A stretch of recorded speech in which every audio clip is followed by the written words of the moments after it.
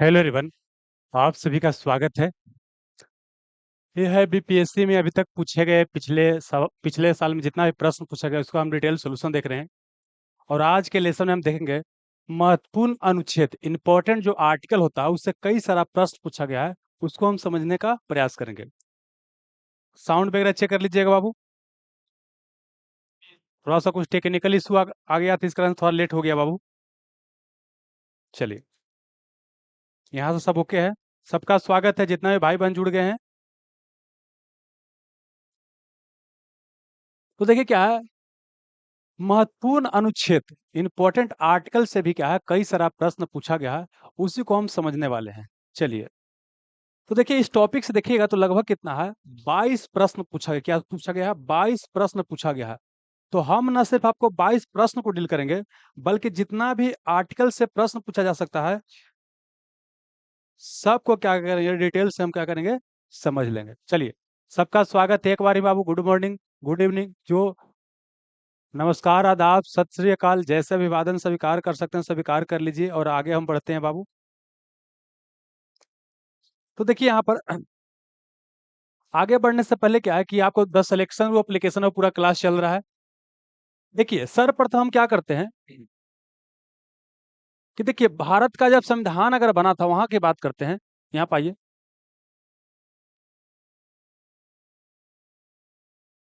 जैसे भारत का जब संविधान बना था तो उस समय क्या था, आपको 8 अनुसूची, कितना था, 8 अनुसूची था। और उस समय 22 आपको भाग था। और उसके बाद क्या है, आपको 395 अनुच्छेद था, 395 अनुच्छेद था। मूल संविधान में क्या है, 8 अनुसूची, 22 भाग और 395 अनुच्छेद की चर्चा था। लेकिन बाद में क्या हुआ कि इसमें 4 अनुसूची और जोड़ा गया। तो वर्तमान में कितना है, 12 अनुसूची है। 22वें भाग की बात करते हैं तो इसमें से एक को घटाया गया और 4 और जोड़ा गया। तो 22 में से एक घटाएंगे तो कितना हो जाएगा, 21, 21 चार कितना हो जाएगा, 25। तो वर्तमान में कितना भाग है, 25 भाग है। अब देखिए अनुच्छेद की बात करते हैं तो मूल रूप से 395 अनुच्छेद ही संविधान में है, लेकिन इसी में एबीसीडी जोड़ा गया है। इस कारण से क्या है कि देखिएगा इसमें तो बोल सकते हैं कि आपको 470 के आसपास का अनुच्छेद हो गया है। मतलब लगभग बोल सकते हैं कि 450 से क्या है ऊपर आपका अनुच्छेद हो गया, 470 के आसपास अनुच्छेद हो गया। लेकिन मूल रूप से कितना है, 395 है, लेकिन इसी में एबीसीडी जोड़ा गया है तो 370 के आसपास हो गया है। अब इसी में क्या है कि अनुच्छेद को समझना है। इसमें कुछ चीज आपको ध्यान रखना है कि देखिए अनुच्छेद बाबू क्या है, 1 से लेकर के 51 तक, ये मैक्सिमम आपको याद होना चाहिए मुंह पर। 1 से लेकर के 51 तक मैक्सिमम याद होना चाहिए मुंह पर। और ऑलरेडी जब हम बताए हैं तो ऑलरेडी बता चुके हैं कि बताया क्या था बाबू, कि अगर देखिएगा कि संविधान के भाग 1 की बात करते हैं, इसमें क्या है, अनुच्छेद 1 से 4 तक है।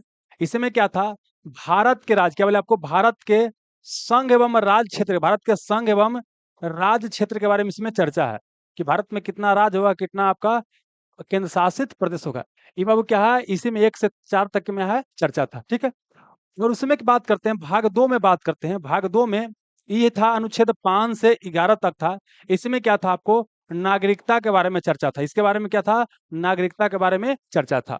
वही बात करते हैं भाग 3 में इसमें था अनुच्छेद 12 से 35, अनुच्छेद 12 से 35।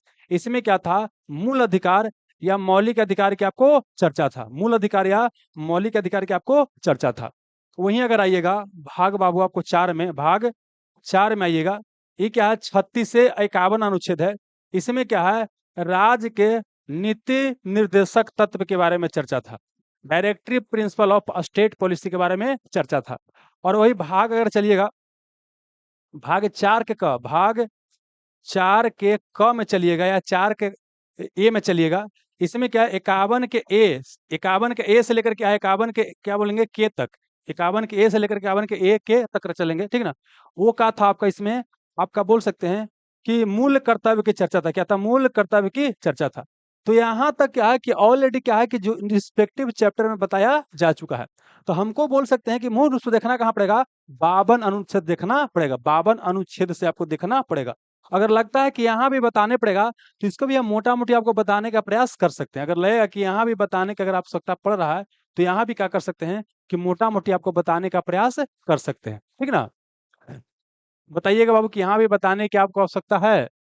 अनुच्छेद 1 क्या बोलता है कि Bharat that is India that is Bharat shall be union of state. इसमें क्या बोला है? भारत क्या होगा?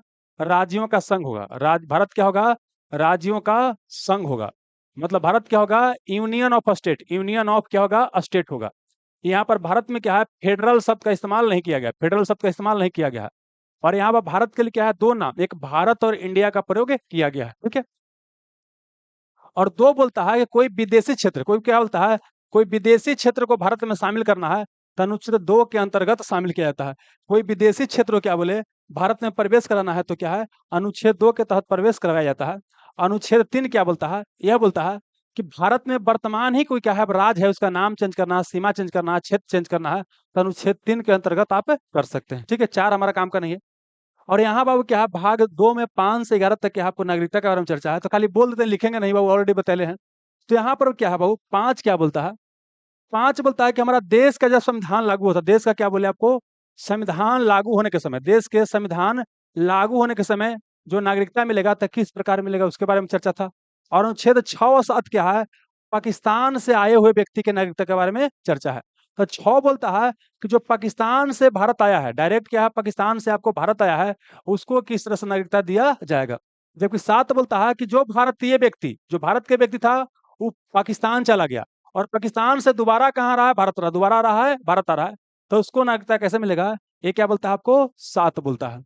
जबकि वहीं अगर 8 की बात बोलता है तो 8 क्या बोलता है? 8 यह बोलता है कि भारतीय मूल के, जो भारतीय मूल के व्यक्ति हैं, उनको किस तरह से नागरिकता मिलेगा। भारतीय मूल के व्यक्तियों को नागरिकता देने का प्रावधान अनुच्छेद 8 में है।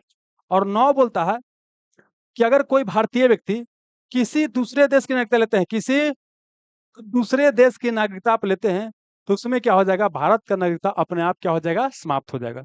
और 10 बोलता है कि नागरिकता के क्या है? आपको नागरिकता के निरंतरता, क्या वो निरंतरता की चर्चा है, निरंतरता, नागरिकता के निरंतरता की यहाँ पर चर्चा है। और 11 बोलता है कि नागरिकता से संबंधित कोई भी कानून संसद बनाएगा। कौन बनाएगा? संसद बनाएगा। तो यहाँ कौन कौन याद करना है? यहाँ पर याद करना है कि अनुच्छेद 9 याद करना है कि किसी दूसरे देश की नागरिकता आप ग्रहण करते हैं तो भारत का नागरिकता खत्म हो जाएगा। और 11 याद करना है कि नागरिकता से संबंधित कानून कौन बना सकता है? तो कौन बना सकता है आपको? संसद। कौन बना सकता है आपको? संसद ही बना सकता है। इतना आपको पता होना चाहिए था। ठीक है, चलिए अब उसके बाद आते हैं 12 से 35 का। हाँ, अनुच्छेद जो है बाबू 12 से 35, 12 से 35 की बात करते हैं। 12 से 35, तो 12 से 35 क्या है कि भाग 3 में है, इसमें मौलिक अधिकार के बारे में क्या आपको चर्चा है 12 से 35 में। देखिए 12 क्या है? राज की परिभाषा बताता है। अनुच्छेद 36 भी क्या करता है? राज की परिभाषा बताता है। और 13 क्या बोलता है कि मूल अधिकार को घटाने वाला कोई कानून अगर बनाया जाएगा, मूल अधिकार का उल्लंघन करेगा तो उसको विधि शून्य माना जाएगा। 13 बोलता है। उस सबसे ज्यादा क्वेश्चन आता नहीं है। 14 से आता है। देखिए 14 से 18 अनुच्छेद क्या था? 14 से 18 क्या था आपको था? क्या ये क्या था? समानता का अधिकार। ये क्या था? समानता का अधिकार था। यह क्या था? समानता का अधिकार था। अनुच्छेद 14 से 18। ठीक है, तो 14 बोलता है कि विधि के समझ समानता। क्या हो? विधि के समझ समानता। विधि के समझ क्या होगा? सारा नागरिक का होगा आपको समान होगा। विधि के समझ सारा नागरिक क्या होगा? आपको समान होगा। और 15 बोलता है किसी के साथ जन्म, लिंग, जाति, स्थान, वेशभूषा इत्यादि के आधार पर भेदभाव नहीं किया जाएगा। और 16 बोलता है अवसर की समानता। नौकरी इत्यादि में क्या मिलेगा? आपको अवसर मिलेगा, आरक्षण मिलेगा। यहीं पर क्या है? अवसर की समानता। और 17 बोलता है अनटचेबिलिटी या अस्पृश्यता का अंत। अनटचेबिलिटी, अस्पृश्यता या छुआछूत का अंत। और 18 बोलता है कि देश में ऐसा कोई भी आपको बोल सकते हैं कि पुरस्कार नहीं दिया जाएगा जिससे क्या है कि आपको असमानता पैदा हो। राय बहादुर, खान बहादुर सब जो उपाधि मिलता था, उपाधियों का यहाँ अंत किया गया। हालांकि भारत रत्न और जो पद्म विभूषण और पद्म भूषण और पद्म श्री पुरस्कार दिया जाता है, अनुच्छेद 18 के तहत दिया जाता है। ठीक है, तो ये ऑलरेडी आपको बता चुके थे। अब आते हैं क्या? अनुच्छेद 19 से 22 की बात करते हैं। अनुच्छेद 19 की 22 यह क्या बोलता है? अनुच्छेद 19 के से 22 क्या बोलता है? यह बोलता है स्वतंत्रता का अधिकार। ये क्या था आपको? स्वतंत्रता का अधिकार था। स्वतंत्रता का यहाँ पर अधिकार के बारे में यहाँ चर्चा था। तो अनुच्छेद 19 क्या बोलता है? वाक एवं अभिव्यक्ति की स्वतंत्रता, प्रेस की स्वतंत्रता, मीडिया की स्वतंत्रता, क्या बोलता है? सूचना का अधिकार, इंटरनेट का अधिकार, तिरंगा झंडा फहराने का अधिकार। ये सब क्या अपने आप को अभिव्यक्त करने का तरीका है। ये सब कहाँ आ जाएगा? अनुच्छेद 19 के अंतर्गत ही आपको आ जाएगा। ठीक है, अनुच्छेद 19 में यहाँ पर क्या था, 6 तरह के मौलिक अधिकार के बारे में चर्चा था। देश में कहीं घूमना है, देश में कहीं भी घूमना है, देश में कहीं निवास करना है, देश से किसी भाग में बसना है, सब क्या है, अनुच्छेद 19 के अंतर्गत ही आपको दिया गया है।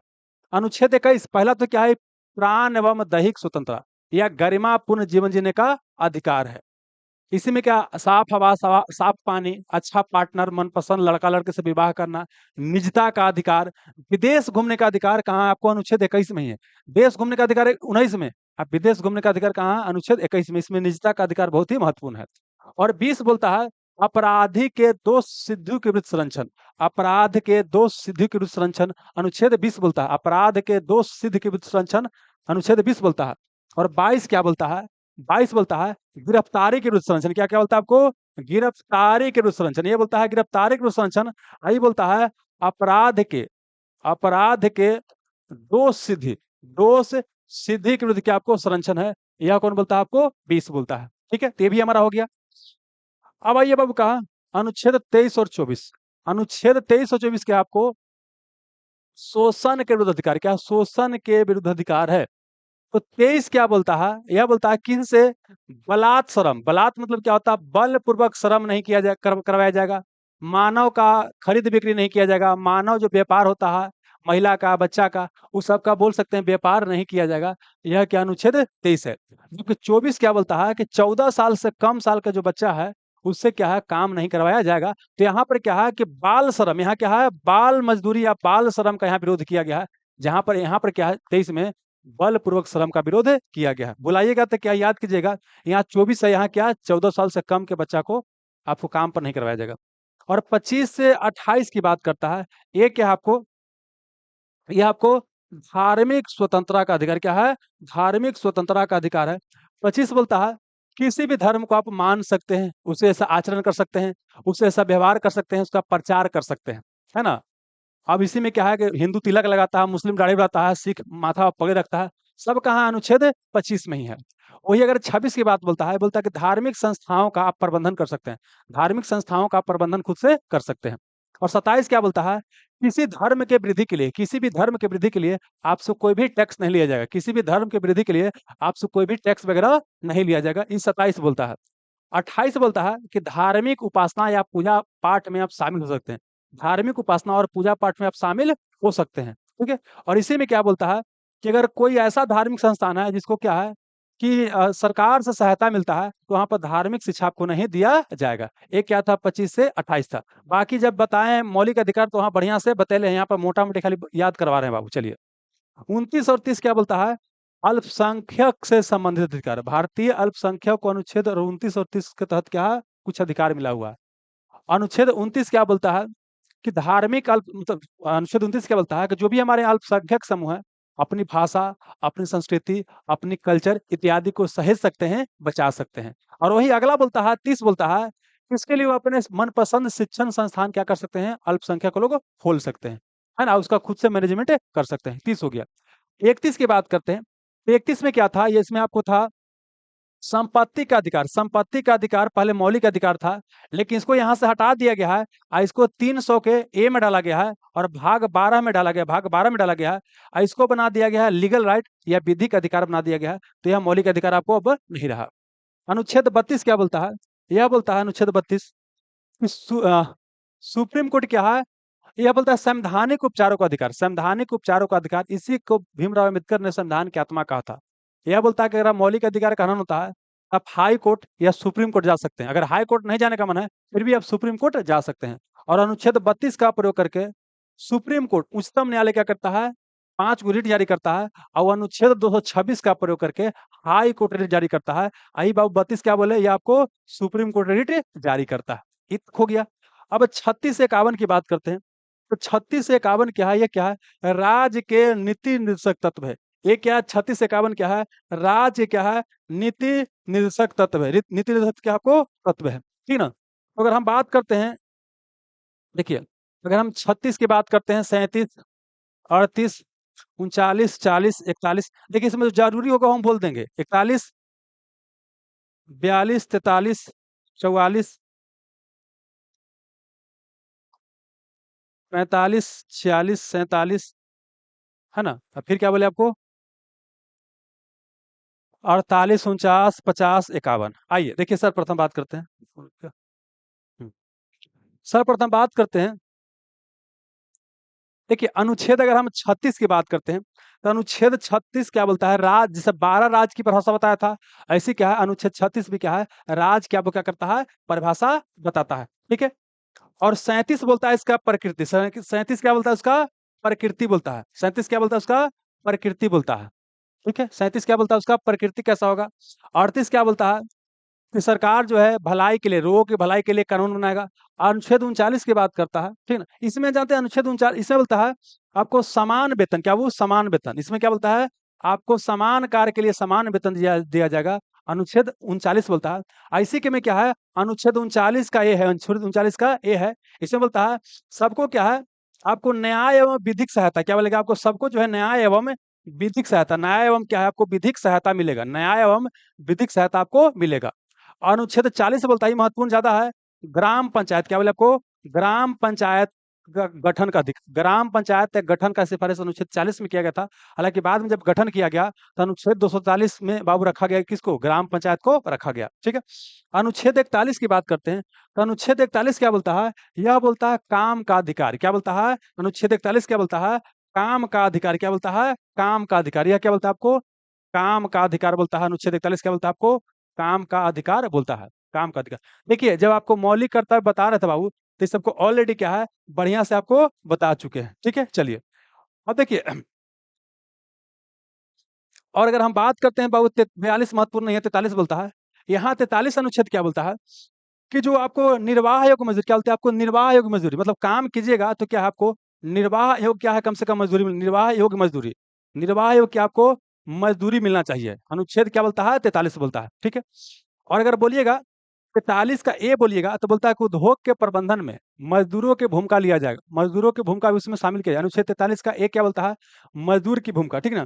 और उसका 42 के बी के 43 का बी की बात करते हैं, सहकारी समिति के गठन की चर्चा करता है। क्या बोले, अगर 43 का ए बोलेगा, 43 का ए बोलेगा और 43 का बी बोलेगा, 43 का ए क्या था कि कोई भी कंपनी है तो कंपनी क्या मैनेजमेंट में क्या है कि जो मजदूर है उनकी भूमिका उसमें स्वीकार किया जाएगा।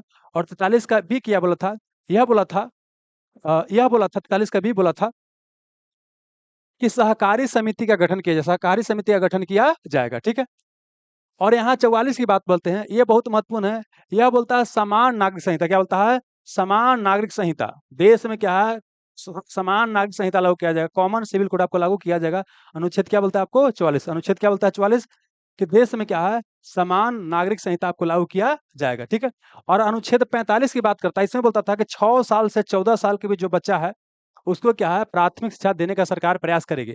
बाद में संविधान में संशोधन किया गया था, 86 नंबर के संशोधन 2000 आपको 2 में।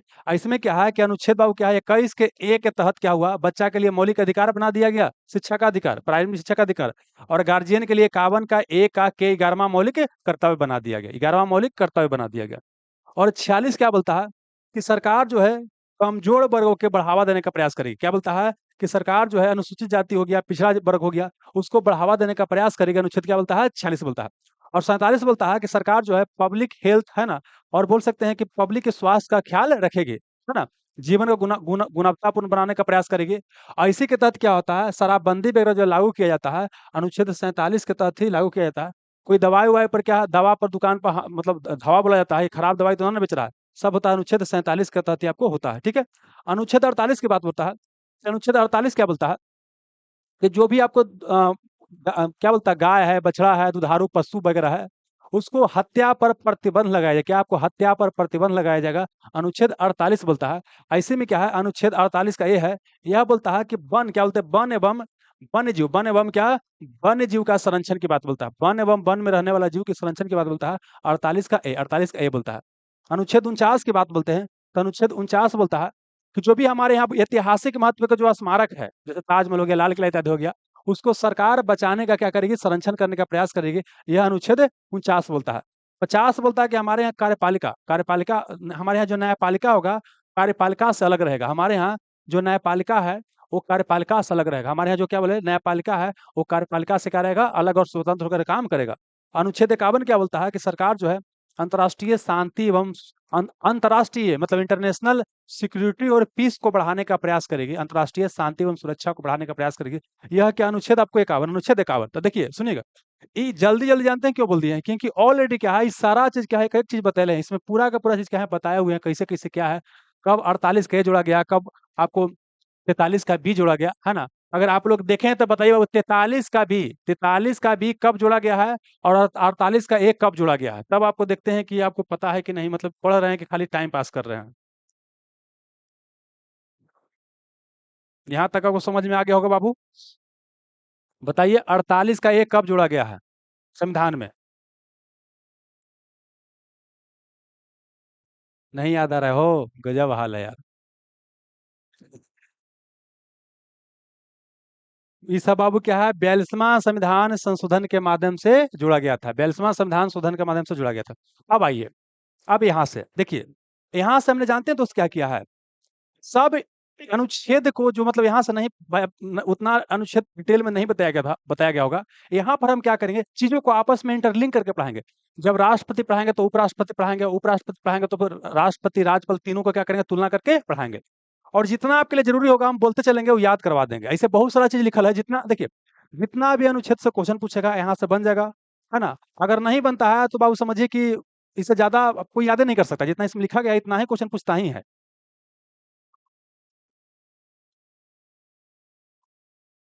आइए दोस्त, पहले देखिए जैसे है क्या है, देखिए जान लीजिए, संघ की कार्यपालिका शक्ति, केंद्रीय कार्यपालिका शक्ति राष्ट्रपति में निहित होता है, और राज्य की कार्यपालिका शक्ति किसमें होता है, राज्यपाल में निहित होता है। राष्ट्रपति क्या होता है, संवैधानिक प्रमुख होता है, वास्तविक प्रमुख प्रधानमंत्री होता है केंद्र में।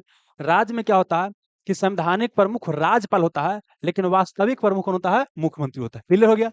तो अब देखना क्या है, पहले समझते हैं क्या है, यहाँ पाइए, यहाँ पर देखिए क्या है, राष्ट्रपति और उपराष्ट्रपति, ये दोनों में क्या है, 11 का क्या होता है, डिफरेंस होता है। दोनों में क्या होता है, 11 का, यहाँ 11 जोड़िएगा तो यहाँ आ जाएगा।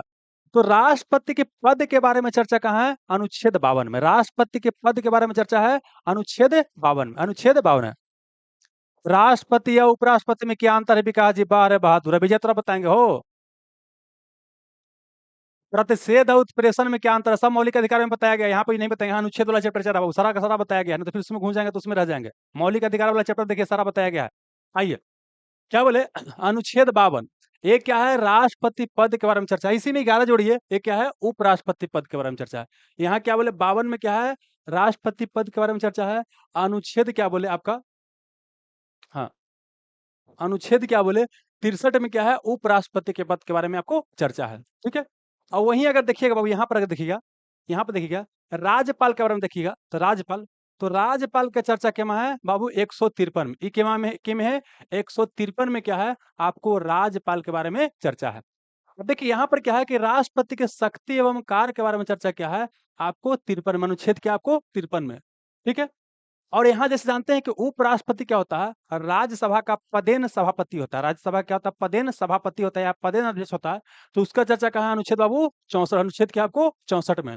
और यहाँ पर बाबू अनुच्छेद 164 में क्या, 154 में क्या है, यहाँ पर क्या है, राज्यपाल के शक्ति के बारे में, राज्यपाल के शक्ति के बारे में। यहाँ बोला गया है केंद्रीय कार्यपालिका शक्ति क्या होगा, राष्ट्रपति में निहित होगा, 53 बोलता है।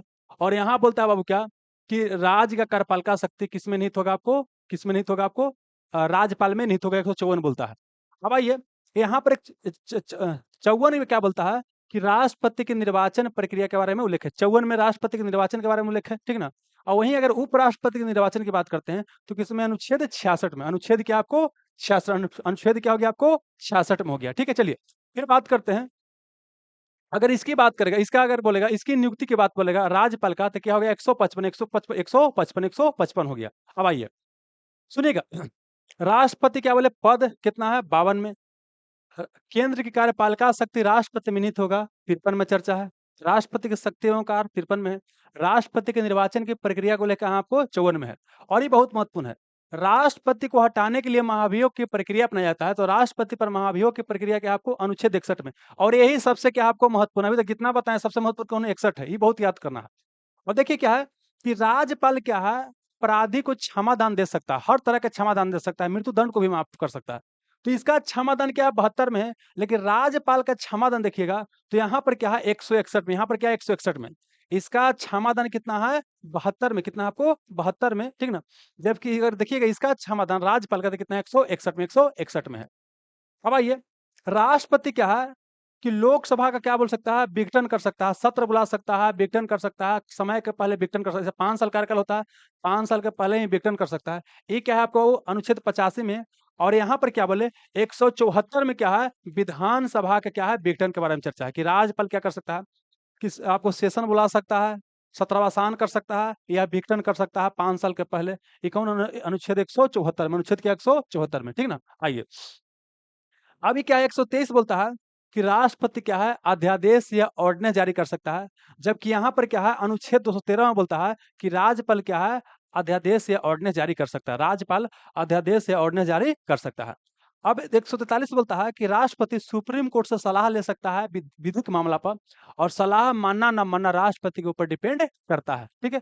ऐसा पावर क्या है राज्यपाल के पास आपको नहीं है, ऐसा पावर राज्यपाल के पास आपको नहीं है, ठीक है। चलिए, तो अब देखिए कैसे कैसे क्या क्या याद करना है। पहले याद करना है राष्ट्रपति का पद अनुच्छेद 52 में, इसका शक्ति एवं कार्य अनुच्छेद 53 में, अनुच्छेद 54 क्या है राष्ट्रपति के निर्वाचन की बात करता है, अनुच्छेद 61 क्या है राष्ट्रपति के महाभियोग की चर्चा करता है। और देखिए ये सब महत्वपूर्ण, ये सब कम महत्वपूर्ण है, लेकिन ये क्या है चारों महत्वपूर्ण है।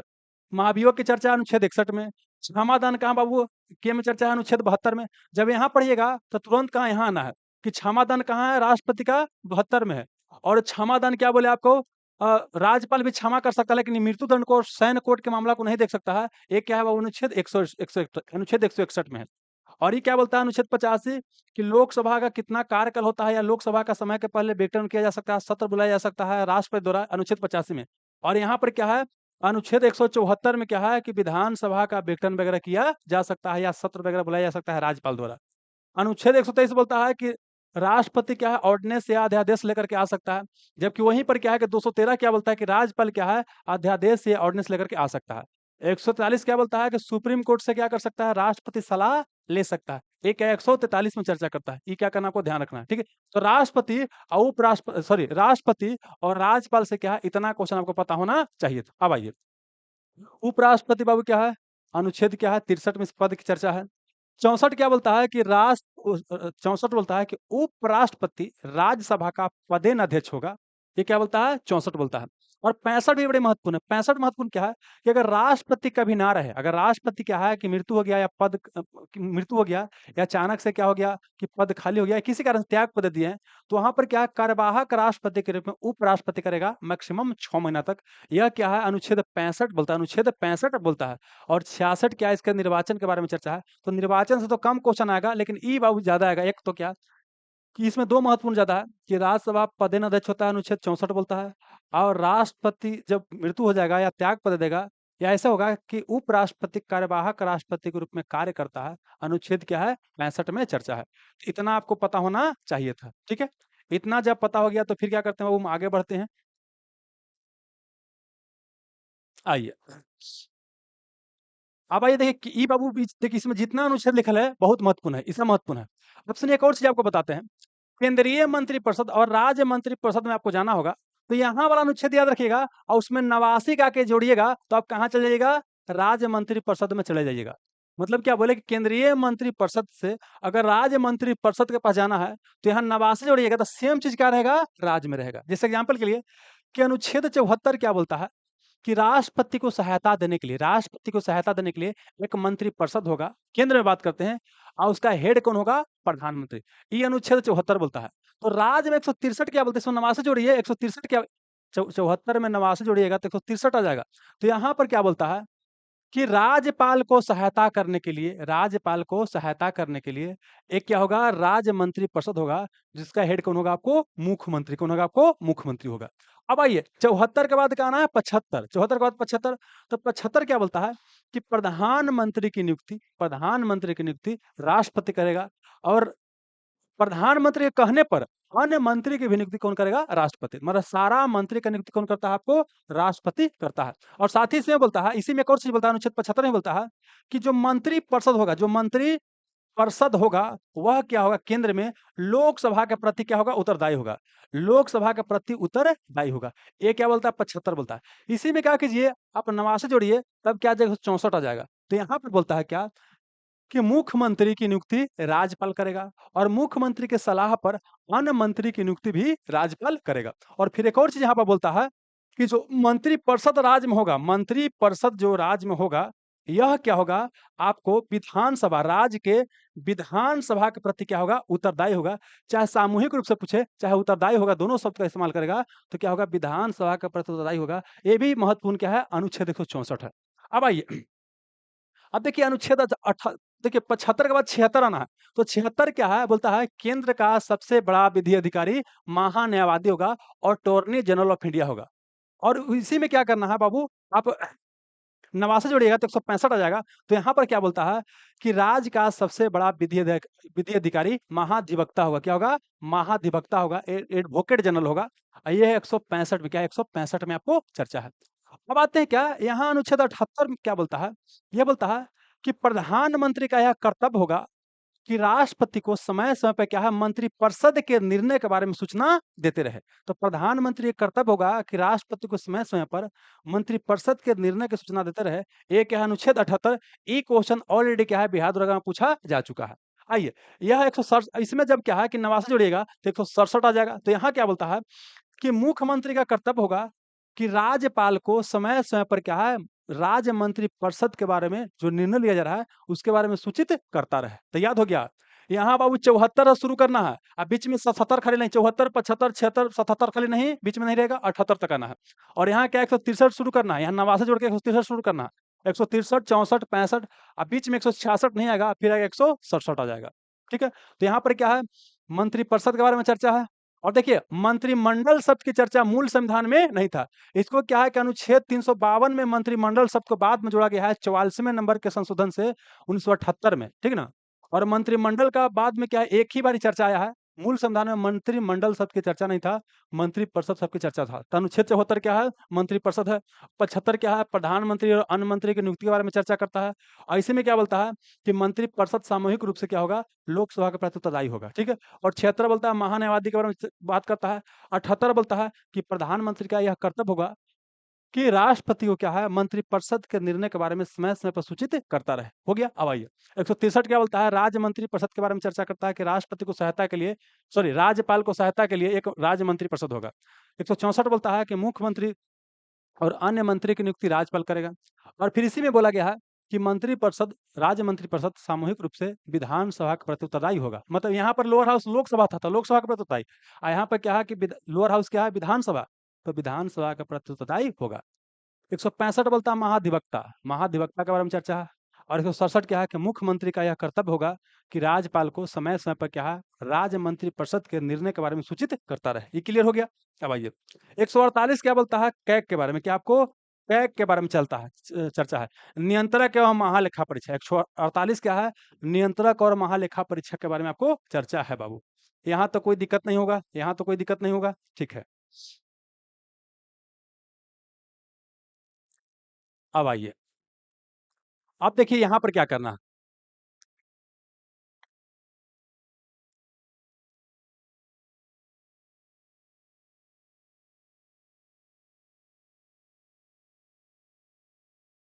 यहाँ पर भी क्या करना है, सेम चीज़।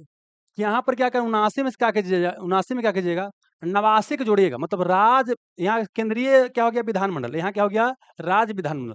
तो इसमें सब में 89 जोड़िएगा तो कहाँ पहुँच जाइएगा, आप राज्य में पहुँच जाइएगा। आइए, अनुच्छेद 79 क्या बोलता है, संसद के बारे में चर्चा।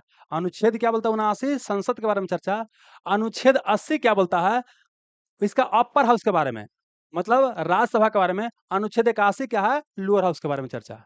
अनुच्छेद 79 क्या बोलता है, संसद, संसद में होता है राज्यसभा और क्या होता है, लोकसभा होता है।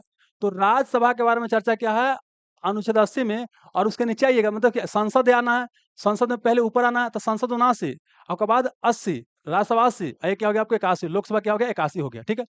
यहाँ तक समझ में आ गया? अब आते हैं, यहाँ तक समझ में आ गया?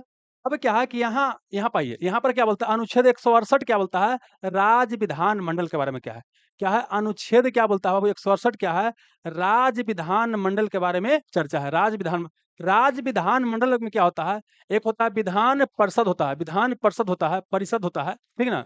और एक क्या होता है, विधान सभा होता है। तो समझिए क्या, पहले क्या है कि अपर हाउस में जाएंगे तो यहाँ विधान परिषद के बारे में आएंगे, अगला में तो विधान परिषद का गठन और समाप्ति, कई राज्य में विधान परिषद होता है और कई राज्य में क्या है कि विधान परिषद आपको नहीं होता है।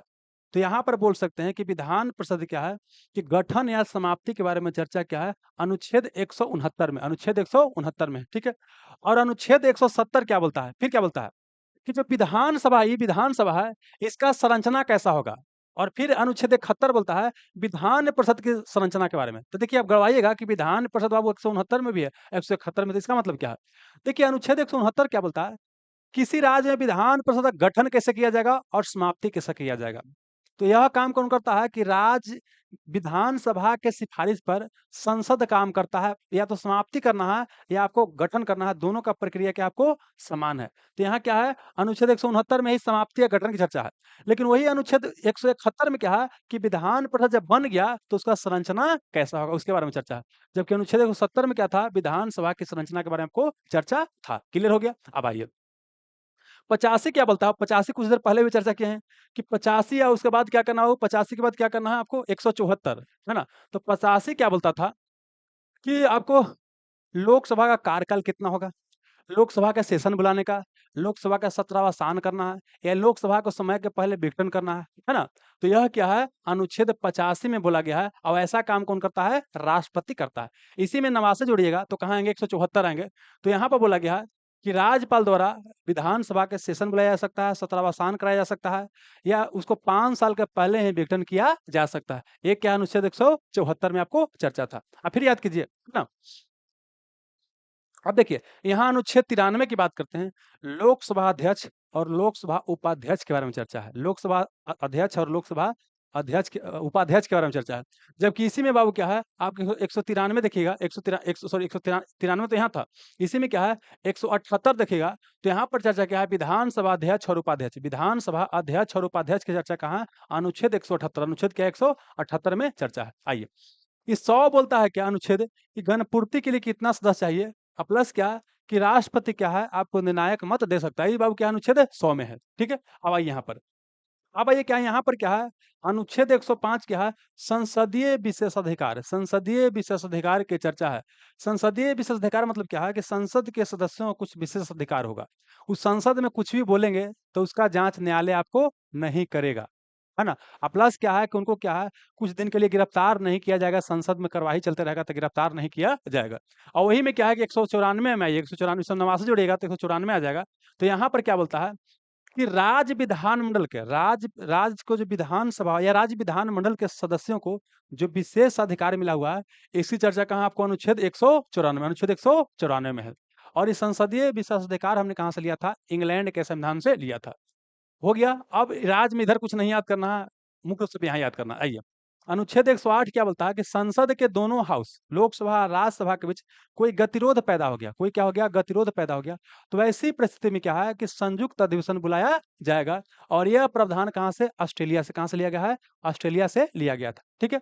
संयुक्त प्रावधान जो है, ये संयुक्त अधिवेशन, ज्वाइंट सिटिंग, यह बुलाता राष्ट्रपति है लेकिन अध्यक्षता करता है लोकसभा अध्यक्ष। आऊ नहीं रहेगा तो लोकसभा उपाध्यक्ष करेगा, ठीक है। चलिए, और अनुच्छेद 110 बोलता है धन विधेयक, मनी बिल। क्या, मनी बिल के बारे में, धन विधेयक के बारे में परिभाषा का अनुच्छेद 110 में है। 112 क्या है, वार्षिक वित्तीय विवरण, एनुअल फाइनेंशियल स्टेटमेंट। इसी को नॉर्मल भाषा में बजट बोलते हैं। हालांकि बजट शब्द का इस्तेमाल नहीं किया गया है, लेकिन जब क्वेश्चन पूछता है कि बजट का प्रावधान किस अनुच्छेद में है, तो वहां पर 112 ही बनाया जाता है। लेकिन बजट का प्रावधान नहीं है, क्या है, वार्षिक वित्तीय विवरण का। अनुच्छेद 116 क्या है, लेखानुदान या वोट ऑन अकाउंट की चर्चा है। अनुच्छेद 116 क्या है, लेखानुदान या वोट ऑन अकाउंट की चर्चा है। अनुच्छेद 117 क्या है, वित्त विधेयक। देखिए, धन विधेयक 110 हो गया और 117 क्या है, वित्त विधेयक हो गया। अब आइए, अनुच्छेद 120 क्या बोलता है कि संसद में कौन सी भाषा प्रयोग किया जाएगा, संसद में कौन सी भाषा का प्रयोग किया जाएगा, इसकी चर्चा कहाँ है। तो इसकी चर्चा कहाँ है बाबू, आपको अनुच्छेद 120 में, अनुच्छेद 120 में। अच्छा, 123 और 213 तो बात पहले ही राष्ट्रपति में बताया है, राज्यपाल में। ये क्या बोलता है, 123 बोलता है कि जब संसद का सेशन नहीं चल रहा होगा, एक हाउस का या दोनों हाउस का सेशन जब नहीं चल रहा होगा, तो राष्ट्रपति अध्यादेश जारी कर सकता है केंद्र में।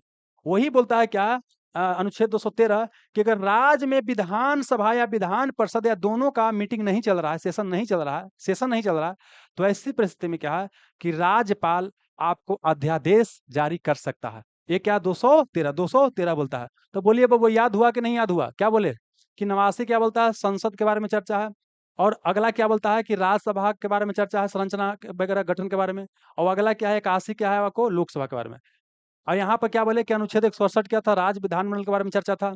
और उसके बाद 169 क्या बोलता था, विधान परिषद का गठन या समाप्ति की प्रक्रिया क्या होगा, कौन करेगा, संसद करेगा। और फिर अगला 170 की बात करता है, यह विधानसभा की संरचना की बात करता है। जबकि 171 क्या बोलता है, विधान परिषद की संरचना की बात किया। ठीक है, यहाँ तक हो गया था। और 85 क्या था कि संसद का सत्र बुला सकता है या उसको समय के पहले विघटन कर सकता है, 5 साल के पहले राष्ट्रपति। यहाँ पर 85 में, 174 में क्या बोलता है कि यही काम राज्य में राज्यपाल कर सकता है। और 93 में बोलता है लोकसभा अध्यक्ष उपाध्यक्ष के बारे में। और 178 क्या है, विधानसभा अध्यक्ष उपाध्यक्ष के बारे में चर्चा है। और 100 क्या है, गणपूर्ति और निर्णायक मत के बारे में चर्चा है। 105 क्या है, संसदीय विशेषाधिकार के बारे में चर्चा है। यही राज्य में चलिएगा तो क्या है आपके 194 में क्या है, आपको राज्य विधानसभा या विधानमंडल के सदस्यों को क्या है, विशेष अधिकार के बारे में चर्चा है। 108 क्या है, संयुक्त अधिवेशन के बारे में चर्चा है, लेकिन राज्य में संयुक्त अधिवेशन आपको नहीं होता है। धन विधेयक 110 में है। और बजट या वार्षिक वित्तीय विवरण का 112 में। 116 क्या, लेखानुदान है। 117 क्या है, वित्त विधेयक की आपको चर्चा है। और 120 क्या है, संसद में कौन सी भाषा का प्रयोग किया जाएगा। और 123 क्या है कि राष्ट्रपति अध्यादेश जारी कर सकता है। और 213 क्या है कि राज्यपाल अध्यादेश जारी कर सकता है। यहाँ तो कोई दिक्कत नहीं।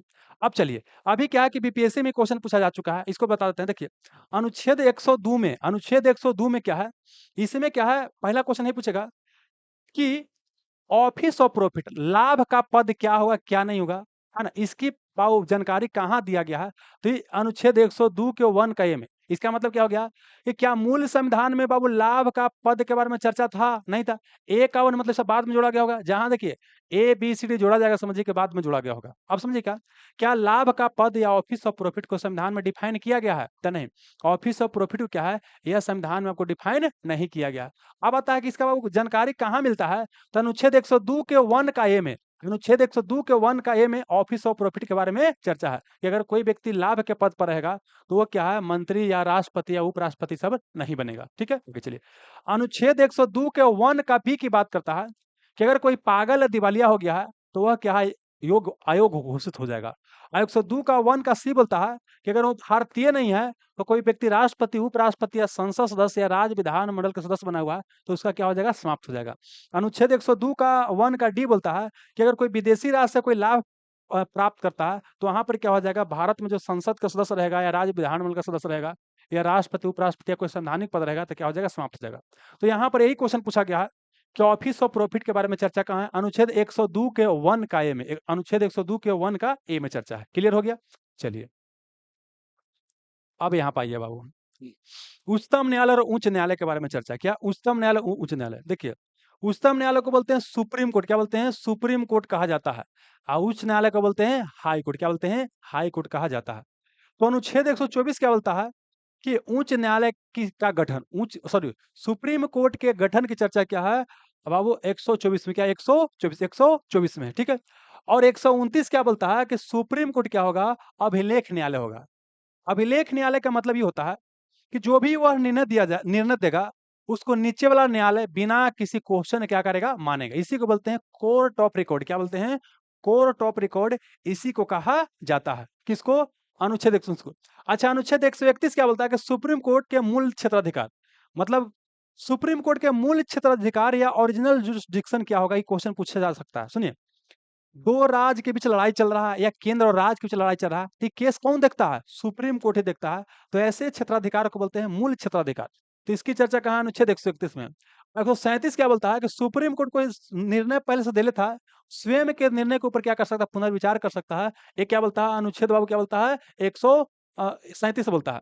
अनुच्छेद 143 क्या बोलता है कि सुप्रीम कोर्ट राष्ट्रपति को विधिक मामला पर सलाह दे सकता है। हालांकि वो सलाह मानना ना मानना राष्ट्रपति के मूड के ऊपर है, मतलब राष्ट्रपति को भी डिपेंड करता है, मान भी सकता है, नहीं मान सकता है, ये बाध्यकारी आपको नहीं है।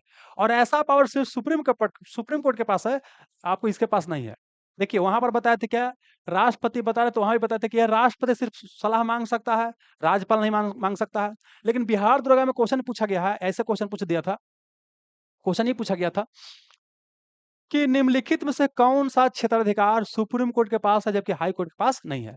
तो ये जो बाबू बोले क्या, जैसे मूल क्षेत्राधिकार के बात बोले तो मूल क्षेत्राधिकार कुछ मामला में उच्च न्यायालय का होता है, उच्चतम न्यायालय का होता है, कुछ मामला में क्या होता है उच्च न्यायालय का होता है। जैसे शादी ब्याह लड़ाई झगड़ा वाला मामला होता है, कहाँ जाता है? हाई कोर्ट में जाता है, इसका मूल क्षेत्राधिकार है।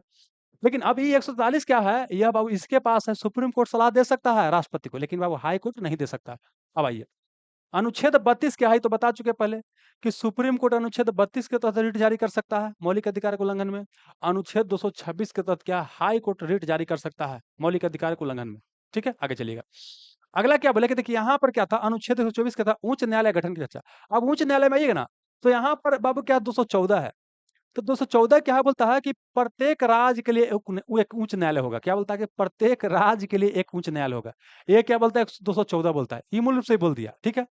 लेकिन फिर अगला अब क्या हुआ कि बाद में संविधान में संशोधन किया गया था और फिर बोला गया कि 7वां संविधान संशोधन के माध्यम से किया गया था प्रावधान को कि बाबू क्या है कि अगर राज्य छोटा है तो संयुक्त न्यायालय का गठन किया जा सकता है। मतलब एक ही हाइट क्या है, एक ही हाई कोर्ट क्या है, 2 को देख सकता है। एग्जांपल के लिए मुंबई हाई कोर्ट है, तो गोवा को भी देखता है ना?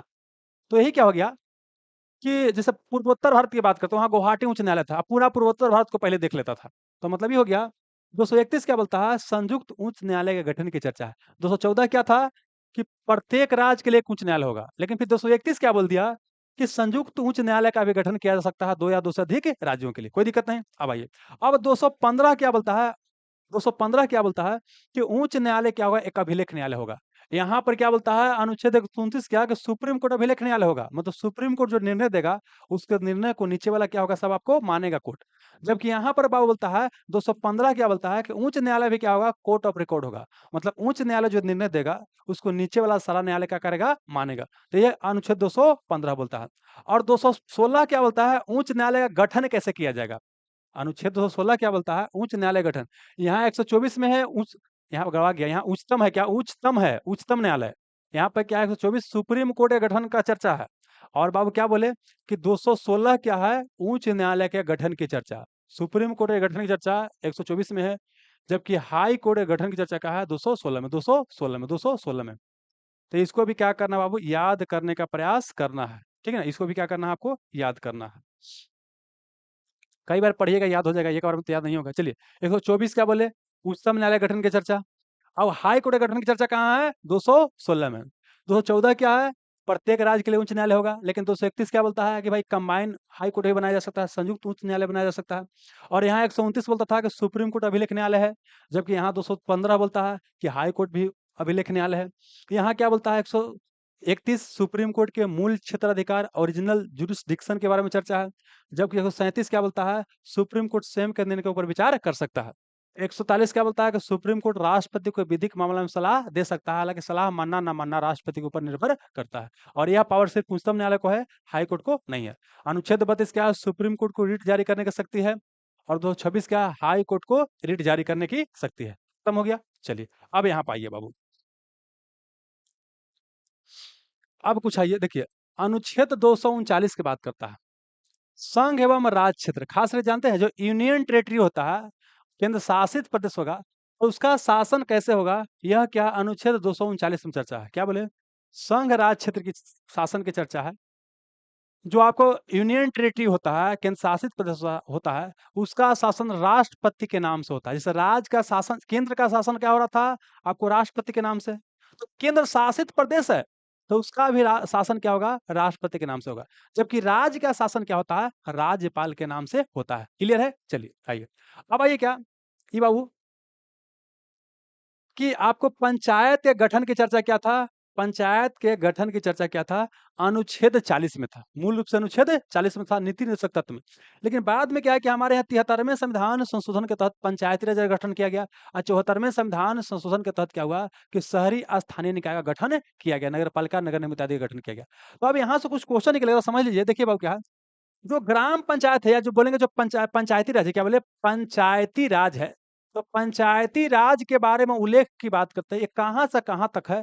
तो अनुच्छेद 243 के ए से ओ तक, अनुच्छेद 243 के ए से ओ तक।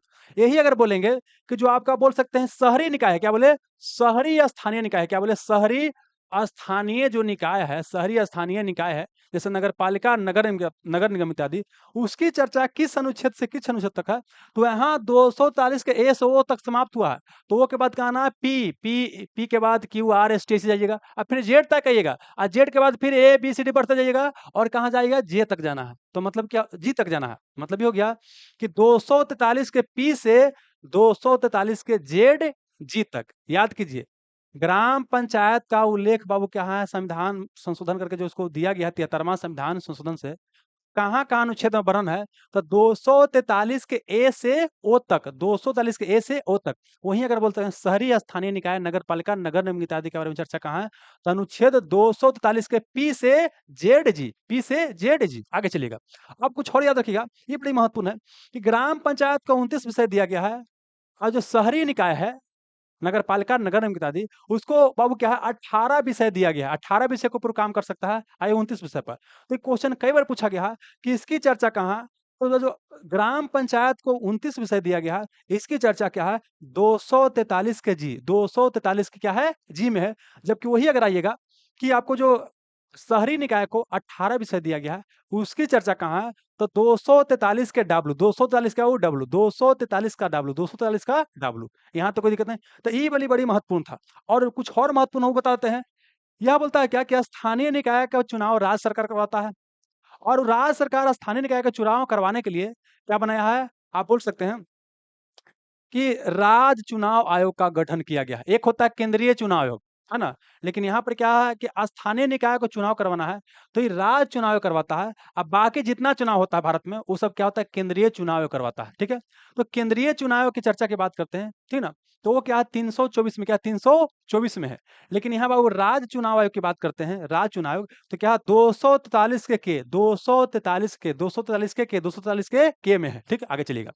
अगला क्या है कि 280 में, अनुच्छेद 280 में क्या है? केंद्रीय वित्त आयोग की चर्चा है, केंद्रीय वित्त आयोग की चर्चा है। जबकि 243 के आई में, 243 के आई में क्या है? राज्य वित्त आयोग की चर्चा है, राज्य वित्त आयोग की चर्चा है। एकदम रट लेना है, रट लेना है। आई से इनकम, इनकम मतलब पैसा, पैसा मतलब वित्त। तो राज्य वित्त आयोग क्या हो गया? 243 के आई में, आई में। एक 280 में क्या है? केंद्रीय वित्त आयोग की चर्चा आपको है, ठीक है? चलिए, केंद्रीय वित्त आयोग के जो होता है बाबू, ये सब बतैले हैं कौन गठन करता है? वहां पर राष्ट्रपति, यहाँ पर कौन? राज्यपाल। अब आइए कुछ और याद करना है, ये सब याद करना है। देखिए, ग्राम सभा गठन की चर्चा करेगा, ग्राम सभा। तो ग्राम सभा गठन की चर्चा कहाँ है? अनुच्छेद 243 के, 243 के में क्या है? ग्राम सभा के गठन की चर्चा है। और 243 का भी क्या बोलता है? ग्राम पंचायत का गठन की चर्चा। ग्राम सभा के गठन की चर्चा बोलेगा तो 243 का ए है, जबकि 243 का बी है। ए क्या है? ग्राम पंचायत के गठन की चर्चा। ये ग्राम सभा ये क्या है? ग्राम पंचायत है। आगे चलिएगा। 243 का सी क्या बोलता है? ग्राम पंचायत की संरचना कैसा होगा? ग्राम पंचायत की संरचना कैसा होगा? और 243 का डी बोलता है ग्राम पंचायत में जो आरक्षण दिया जाता है एससी एसटी को या महिला को, वो क्या है आपको? 243 का क्या है? डी में। 243 का क्या आपको? डी में। तो बोलिए, ये क्या है? 243 का ए में क्या? ग्राम सभा के बारे में गणन, ग्राम सभा के बारे में। 243 का भी ग्राम पंचायत का गठन, और 243 का सी ग्राम पंचायत का संरचना। 243 का डी आरक्षण है। 243 का जी 29 विषय है। देखिए, इसमें ज़्यादा महत्वपूर्ण कौन है? सिंपल से बता देते हैं। एक तो बाबू क्या है? 243 बाबू ए महत्वपूर्ण है, एक 243 बी महत्वपूर्ण है ना? और ये फिर क्या है? 243 क्या बोले आपको? आई महत्वपूर्ण है, और 243 क्या है? के महत्वपूर्ण है, और यहाँ पर क्या बोले? 243 डब्ल्यू। ज़्यादातर यही पूछ रहा है, ठीक ना?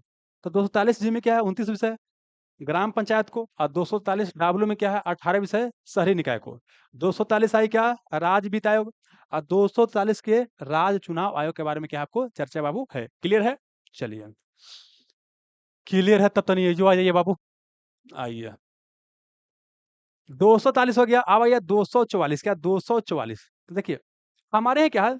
एससी एसटी क्षेत्र के प्रशासन कैसे होगा? जहाँ जौन मतलब बोल सकते हैं अनुसूचित जाति और जनजाति जो क्षेत्र है, ऐसे क्या है कि इसका वो अनुसूची 5 और अनुसूची 6 में चर्चा है। अनुसूची 5 और अनुसूची 6 में चर्चा है। लेकिन अनुच्छेद बोलेगा तो अनुच्छेद क्या है? 244 में है। संघ सॉरी, जो अनुसूचित जाति और अनुसूचित जनजाति क्षेत्र है, उसके प्रशासन कैसे होगा? तो ये बाबू क्या? अनुच्छेद 244 में, क्या 244 244 244 में इसका चर्चा है ना? ये क्या करना आपको ध्यान रखना, 244 में चर्चा है। हालाँकि किसी क्षेत्र को अनुसूचित क्षेत्र घोषित करना है, तो यह काम कौन करता है? राष्ट्रपति करता है। कौन करता है? राष्ट्रपति संबंधित राज्य के राज्यपाल से सलाह लेकर के। लेकिन कौन एससी एसटी में कौन वर्ग आएगा कौन नहीं आएगा, ये जो लिस्ट अपडेट होता है यह काम कौन होता है, संसद। सुनिए क्या बोले, अनुसूचित जाति एससी एसटी क्षेत्र के प्रशासन क्या होता है, राष्ट्रपति के नाम से होता है समान तौर पर। और कोई क्षेत्र क्या है कि कोई क्षेत्र क्या है, इसको ऐसे याद कीजिएगा ज्यादा बेहतर होगा कि एससी एसटी कोई मतलब डिक्लेयर, कोई क्षेत्र को एससी एसटी क्षेत्र डिक्लेयर करना है तो यह काम कौन करेगा, आपको राष्ट्रपति करेगा, राज्यपाल से पूछ कर करेगा। या पूछेगा कि एससी एसटी की पहचान जो होता है यह कौन करता है, राष्ट्रपति। लेकिन एससी एसटी का जो लिस्ट होता है वो अपडेट कौन करता है, तो संसद करता है। ध्यान रखिएगा।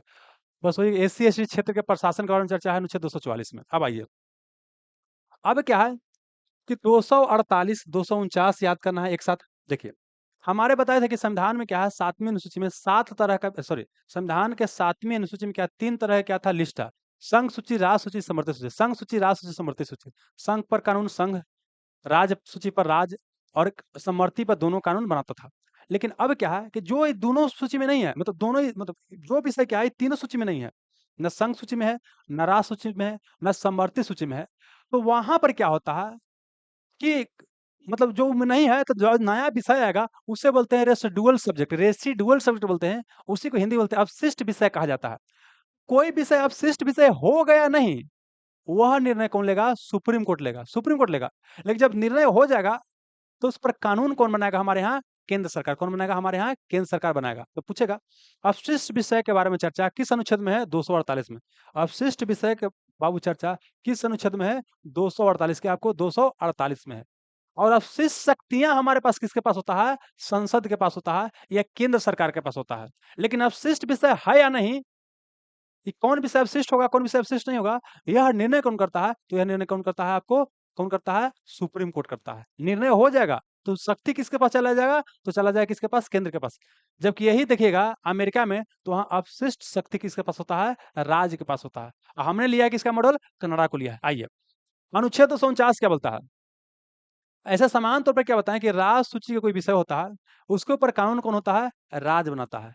लेकिन कई बार क्या होता है कि राज्यसभा कोई विषय को उसमें से राष्ट्रीय महत्व का घोषित कर दिया, तो राष्ट्रीय महत्व घोषित सिर्फ राज्यसभा ही कर सकता है। और जब उसको कोई विषय को, राज सूची के किसी विषय को राज्यसभा राष्ट्रीय महत्व का घोषित कर दे, तो वैसी स्थिति में क्या है कि केंद्र सरकार क्या करती है, उस पर कानून बनाती है। और इसकी चर्चा कहाँ है, अनुच्छेद क्या, 249 में। अनुच्छेद क्या, 249 में, 249 में। यहाँ तो कोई दिक्कत नहीं है वो। अब आइए, अब कहाँ आते हैं, अनुच्छेद 262 और 263, इसको एक साथ याद करना है। यह बोलता है अंतर्राज्यीय जल विवाद, दो राज्यों के बीच विवाद उठ रहा है जल को लेकर के, तो वहां पर क्या है कि आपको अंतर्राज्यीय जल विवाद बनाया जाता है। तो ये छोड़िए, अंतर्राज्यीय जो जल, मतलब एक से अधिक राज्य से कोई नदी बह रहा है और वहां जल के ऊपर जो विवाद उठता है, तो इसको बोलते हैं अंतर्राज्यीय जल विवाद को निपटारा करने के लिए क्या है ना, उसका चर्चा कहाँ है, अनुच्छेद 262 में है। यह काम कौन करता है, इस विवाद को निपटारा कौन करता है, संसद। मतलब अंतर्राज्यीय जल विवाद के बारे में चर्चा क्या है, अनुच्छेद क्या बोले 262 में है। और यह काम कौन करता है, संसद करता है। वही अगर बात करें अनुच्छेद 263 की बात करता है, इसमें क्या है, अंतर्राज्यीय परिषद, इसको बोलते हैं inter state council. Inter state council, अंतर्राज्यीय मतलब केंद्र और राज्यों के बीच सहयोग के लिए अंतर्राज्यीय परिषद बनाया जाएगा। इसकी चर्चा क्या है, अनुच्छेद 263 में है। सरकारी आयोग की सिफारिश पर पहला बार क्या है, हमारे यहाँ अंतर्राज्यीय परिषद बनाया गया था 1990 में। और अंतर्राज्यीय परिषद का गठन कौन करता है, कौन करता है, आपको राष्ट्रपति। तो इतना आपको याद करना। 262 क्या है, अंतर्राज्यीय जल विवाद। अनुच्छेद 263 क्या है, अंतर्राज्यीय परिषद का इंटर स्टेट काउंसिल है, ये गठन कौन करता है, राष्ट्रपति। आइए, अब 266 की बात करता है। ये क्या बोलता है, 266 होता है संचित निधि। भारत के जो प्रमुख अधिकारी होता है, जैसे राष्ट्रपति, उपराष्ट्रपति, है ना, राष्ट्रपति हो गया, उपराष्ट्रपति हो गया, सुप्रीम कोर्ट के न्यायाधीश वगैरह हो गया, इस सब को वेतन भत्ता कहाँ, वेतन वगैरह कहाँ से मिलता है, भारत की संचित निधि से मिलता है, कॉन्सोलिडेटेड फंड ऑफ इंडिया। तो consolidated fund of India, India की बात करते हैं। इसकी चर्चा क्या, अनुच्छेद 266 में। एक होता है आकस्मिक निधि, केंद्र के आकस्मिक निधि, इसको इमरजेंसी फंड बोलते हैं, इमरजेंसी फंड बोलते हैं। तो इसकी चर्चा क्या, अनुच्छेद 267 में। 267 में क्या है, इमरजेंसी फंड के बारे में आपको चर्चा है।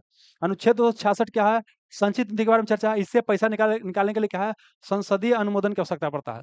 लेकिन 267 क्या है, आकस्मिक निधि के बारे में चर्चा करता है, इमरजेंसी फंड के बारे में। इससे पैसा निकालने के लिए आपको संसदीय अनुमोदन की आवश्यकता नहीं पड़ता है। इससे पैसा निकालने के लिए आपको संसदीय अनुमोदन की आवश्यकता नहीं पड़ता है। चलिए, इतना समझ में आ गया। अब आइए आगे, अनुच्छेद 275 क्या बोलता है केंद्र क्या है, राज्य को अनुदान दे सकता है। यहाँ पर क्या बोलता है, केंद्र जो है राज्य को क्या है, आपको अनुदान दे सकता है। जबकि 280 क्या बोलता है, केंद्रीय वित्त आयोग का गठन, राज्य और केंद्र के बीच वित्त वित्त मतलब पैसा का बंटवारा करने के लिए क्या है, केंद्रीय वित्त आयोग का गठन किया जाएगा। म- केंद्रीय सरकार और राज्य सरकार के बीच या संघ और राज्य के बीच वित्त का बंटवारा करने के लिए आपको केंद्रीय वित्त आयोग या बोल सकते हैं सेंट्रल फाइनेंस कमीशन, या सिंपल भाषा में वित्त आयोग या फाइनेंस कमीशन का गठन किया जाता है। अनुच्छेद 280 में ये चर्चा है, राष्ट्रपति यह काम करता है। जबकि वही क्या है कि राज्य और जो स्थानीय निकाय है उसके बीच वित्त का बंटवारा करना है, तो राज्य वित्त आयोग का गठन किया जाता है। यह काम राज्यपाल कौन करता है। इसकी चर्चा कहाँ है, अनुच्छेद 243 का है, 243 का आई है। चलिए अब आइए, ये अनुच्छेद बाबू 300 की बात करता है, 300 का एक की बात कर, दोनों महत्वपूर्ण है।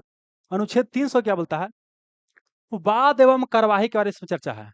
केंद्र सरकार के ऊपर भी क्या है, केस किया जा सकता है, और केंद्र सरकार या राज्य सरकार चाहे तो आपके ऊपर भी केस कर सकता है। तो यहाँ वाद एवं कार्यवाही की चर्चा कहाँ है, अनुच्छेद कहाँ है, 300 में, 300 में। और 300 के एक की बात करते हैं, जो संपत्ति का अधिकार अनुच्छेद 31 में था, मूल अधिकार भाग 3 में, उसको क्या है 44वां संविधान संशोधन 1978 के तहत क्या है कि उसको जोड़ा गया, कहाँ, उसको वहां से हटा दिया गया, मूल अधिकार से हटा दिया गया, और उसको एक लीगल राइट या विधिक अधिकार बनाया गया, और उसको डाल दिया गया भाग 12 में, और कहाँ, अनुच्छेद 300 के ए में, 300 के ए में। तो ये क्या है, संपत्ति का अधिकार आपको यहाँ है। ये वर्तमान में क्या है, आपको मूल अधिकार नहीं है, यह विधिक अधिकार है। 44वें संविधान संशोधन 1978 से मोरारजी देसाई के कार्यकाल में इसको हटाया गया। आगे चलिएगा। अब यहाँ पर क्या अनुच्छेद 312 की बात करता है, यहाँ पर है अखिल भारतीय सेवा, ऑल इंडिया सर्विस के बारे में चर्चा है, ऑल इंडिया सर्विस।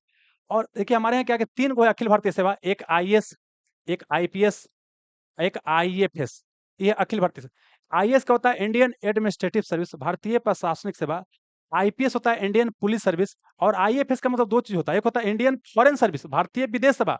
तो विदेश में है तो वो अखिल भारतीय सेवा नहीं है, लेकिन जो इंडियन फॉरेस्ट सर्विस है, भारतीय वन सेवा है, वो क्या है, अखिल भारतीय सेवा है। मतलब आईएफएस में क्या बोले कि दो गो होता है, तो जो विदेश सेवा है वो अखिल भारतीय सेवा नहीं है, लेकिन जो भारत में है भारतीय वन सेवा, वो क्या है, अखिल भारतीय सेवा है। अगर नई अखिल भारतीय सेवा का सृजन करना है तो यह काम राज्यसभा ही कर सकता है। इस मामला में क्या है, राज्यसभा लोकसभा से क्या ज्यादा पावरफुल है। और इसकी चर्चा कहाँ है, अनुच्छेद 312 में, 312 में है कि नई अखिल भारतीय सेवा का सृजन केवल कौन कर सकता है, राज्यसभा कर सकता है। चलिए, अनुच्छेद 315 क्या बताता है, संघ एवं राज्य लोकसभा के गठन की चर्चा करता है। अनुच्छेद 315 क्या, संघ एवं राज्य लोक सेवा के गठन की चर्चा। जैसे केंद्र में यूपीएससी होता है, यूनियन पब्लिक सर्विस कमीशन, राज्य में क्या होता है, बिहार में बीपीएससी है। तो चाहे राज्य लोक सेवा के गठन की चर्चा करे, चाहे बाबू क्या बोले संघ लोक सेवा के गठन की चर्चा करे, दोनों का चर्चा कहाँ है, अनुच्छेद कहाँ है, 315 में। कहाँ, 315 में। कहाँ, 315 में। कहाँ, आपको 315 में है। तो इसको क्या करना था, आपको याद करना था। क्लियर हो गया। अब आइए यहाँ पर, अब 324 क्या बोलता है, यह बोलता है चुनाव है। क्या बोले, सेंटर का चुनाव कराना है, राष्ट्रपति, उपराष्ट्रपति, लोकसभा, राज्यसभा का चुनाव करना है, राज्य में विधानसभा, विधान परिषद का चुनाव कराना है।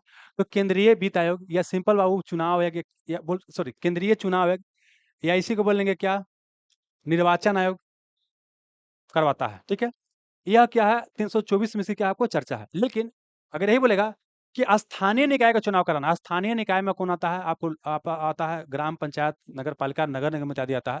तो इसका चुनाव करवाना है तो क्या आपको राज्य चुनाव करवाता है, स्टेट इलेक्शन कमीशन कराता है। और इसका गठन क्या है, अनुच्छेद 243 के क्या है, के तहत किया गया है। इसको भी क्या करना, आपको ध्यान रखना है। अब आइए, 325 क्या बोलता है कि मतदान सूची में नाम दर्ज करते समय किसी के साथ कोई भी भेदभाव नहीं किया जाएगा, जाति के नाम पर, धर्म के नाम पर, लिंग के नाम पर कोई भी भेदभाव नहीं किया जाएगा, अनुच्छेद 325 बोलता है। और जबकि 326 क्या बोलता है कि लोकसभा और विधानसभा का जो चुनाव होगा, यह होगा वयस्क मताधिकार के आधार पर। लोकसभा और विधानसभा का चुनाव क्या होगा, यह होगा आपको वयस्क मताधिकार के आधार पर होगा। यह क्या, 326, 326, 326 है। इस सब महत्वपूर्ण है, सारा याद करना है बाबू, इतना कम से कम याद करना है। 324 केंद्रीय चुनाव आयोग, और 243 का की बात करते हैं, राज्य चुनाव की चर्चा है। और मतदान सूची में नाम दर्ज करते समय भेदभाव नहीं किया जाएगा, ये 325 में है। लोकसभा विधानसभा का चुनाव वयस्क मताधिकार के आधार पर होगा, यह 324 में है। और यह बहुत महत्वपूर्ण है। अब आएगा ये, यहाँ भी बाबू क्या है, अब आइए, यहाँ पर क्या है, अनुच्छेद क्या है, 330 से 342, यह बोलता है क्या, कुछ खास वर्गों के लिए क्या है, प्रावधान किया है। यह क्या बोले कुछ खास वर्गों के लिए है, विशेष प्रावधान किया गया है 303 से 342 तक। इसमें सारा महत्वपूर्ण नहीं है, लेकिन जो महत्वपूर्ण हम जल्दी से आपको बता देते हैं। यहाँ पर क्या है बाबू समझिएगा, 330 क्या बोलता है, 330 क्या बोलता है। देखिए 330 इसमें दो जोड़िए 332, यह एससी एसटी को आरक्षण है। और 331 इसमें दो जोड़िए 333, यह एंग्लो इंडियन को आरक्षण दिया गया है। तो 330 और 332 में अंतर क्या है कि यह बोलता है कि लोकसभा में एससी एसटी को जो आरक्षण दिया गया है, इसकी चर्चा क्या है 330 में। जबकि विधानसभा में, राज्य के विधानसभा में जो एससी एसटी को आरक्षण दिया गया है सीट का, इसकी चर्चा क्या है 332 में, 332 में है। और 331 क्या बोलता है कि राष्ट्रपति दो एंग्लो इंडियन की नियुक्ति आपको लोकसभा में कर सकता है, 331 बोलता था। और 333 क्या बोलता था कि राज्यपाल, यहाँ पर राष्ट्रपति दो एंग्लो इंडियन की नियुक्ति लोकसभा में कर सकता था, लेकिन 333 क्या बोलता था कि राज्यपाल एक एंग्लो इंडियन की नियुक्ति कर सकता है, कहाँ, विधानसभा में। ठीक है, एंग्लो इंडियन वैसा व्यक्ति होता है जिसका वो क्या है कि मतलब बोल सकते हैं कि एंग्लो इंडियन ऐसा व्यक्ति होता है, या इंडिया के, और लड़का क्या है आपको यूरोप के या इंग्लैंड के, उससे जो बाल बच्चा होता है उसे एंग्लो इंडियन कहते हैं। तो सुनिएगा, संविधान में 104वां नंबर का संशोधन किया गया है, और एंग्लो इंडियन का आरक्षण को क्या कर दिया गया, समाप्त कर दिया गया, जबकि इसके आरक्षण को 10 साल के लिए और बढ़ा दिया गया है। ठीक है, तो 131 और 100 300 सॉरी 331 और 333 बोल सकते हैं, वर्तमान में आपको प्रभावशाली नहीं है या प्रभावी आपको नहीं है। तो ये आपको समझ में आ गया।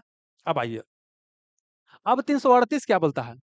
338 देखिए हमारे यहाँ क्या था, एससी एसटी को बाबू क्या बोले, पिछड़े हुए हैं, तो उनको सब जगह क्या है कैसे बढ़ाया जा सकता है। इसके लिए क्या था, एक कमीशन था, national commission for schedule caste, national commission for schedule caste था। ये एससी और एसटी दोनों को देखता था। बाद में क्या हुआ कि संविधान में 89 नंबर के संशोधन 2003 में किया गया, 89 नंबर के, और यहाँ एससी और एसटी आयोग को अलग कर दिया गया, एससी और एसटी आयोग को अलग कर दिया गया। तो पहले जो रह गया उसको बोलते हैं national commission for schedule caste, है ना।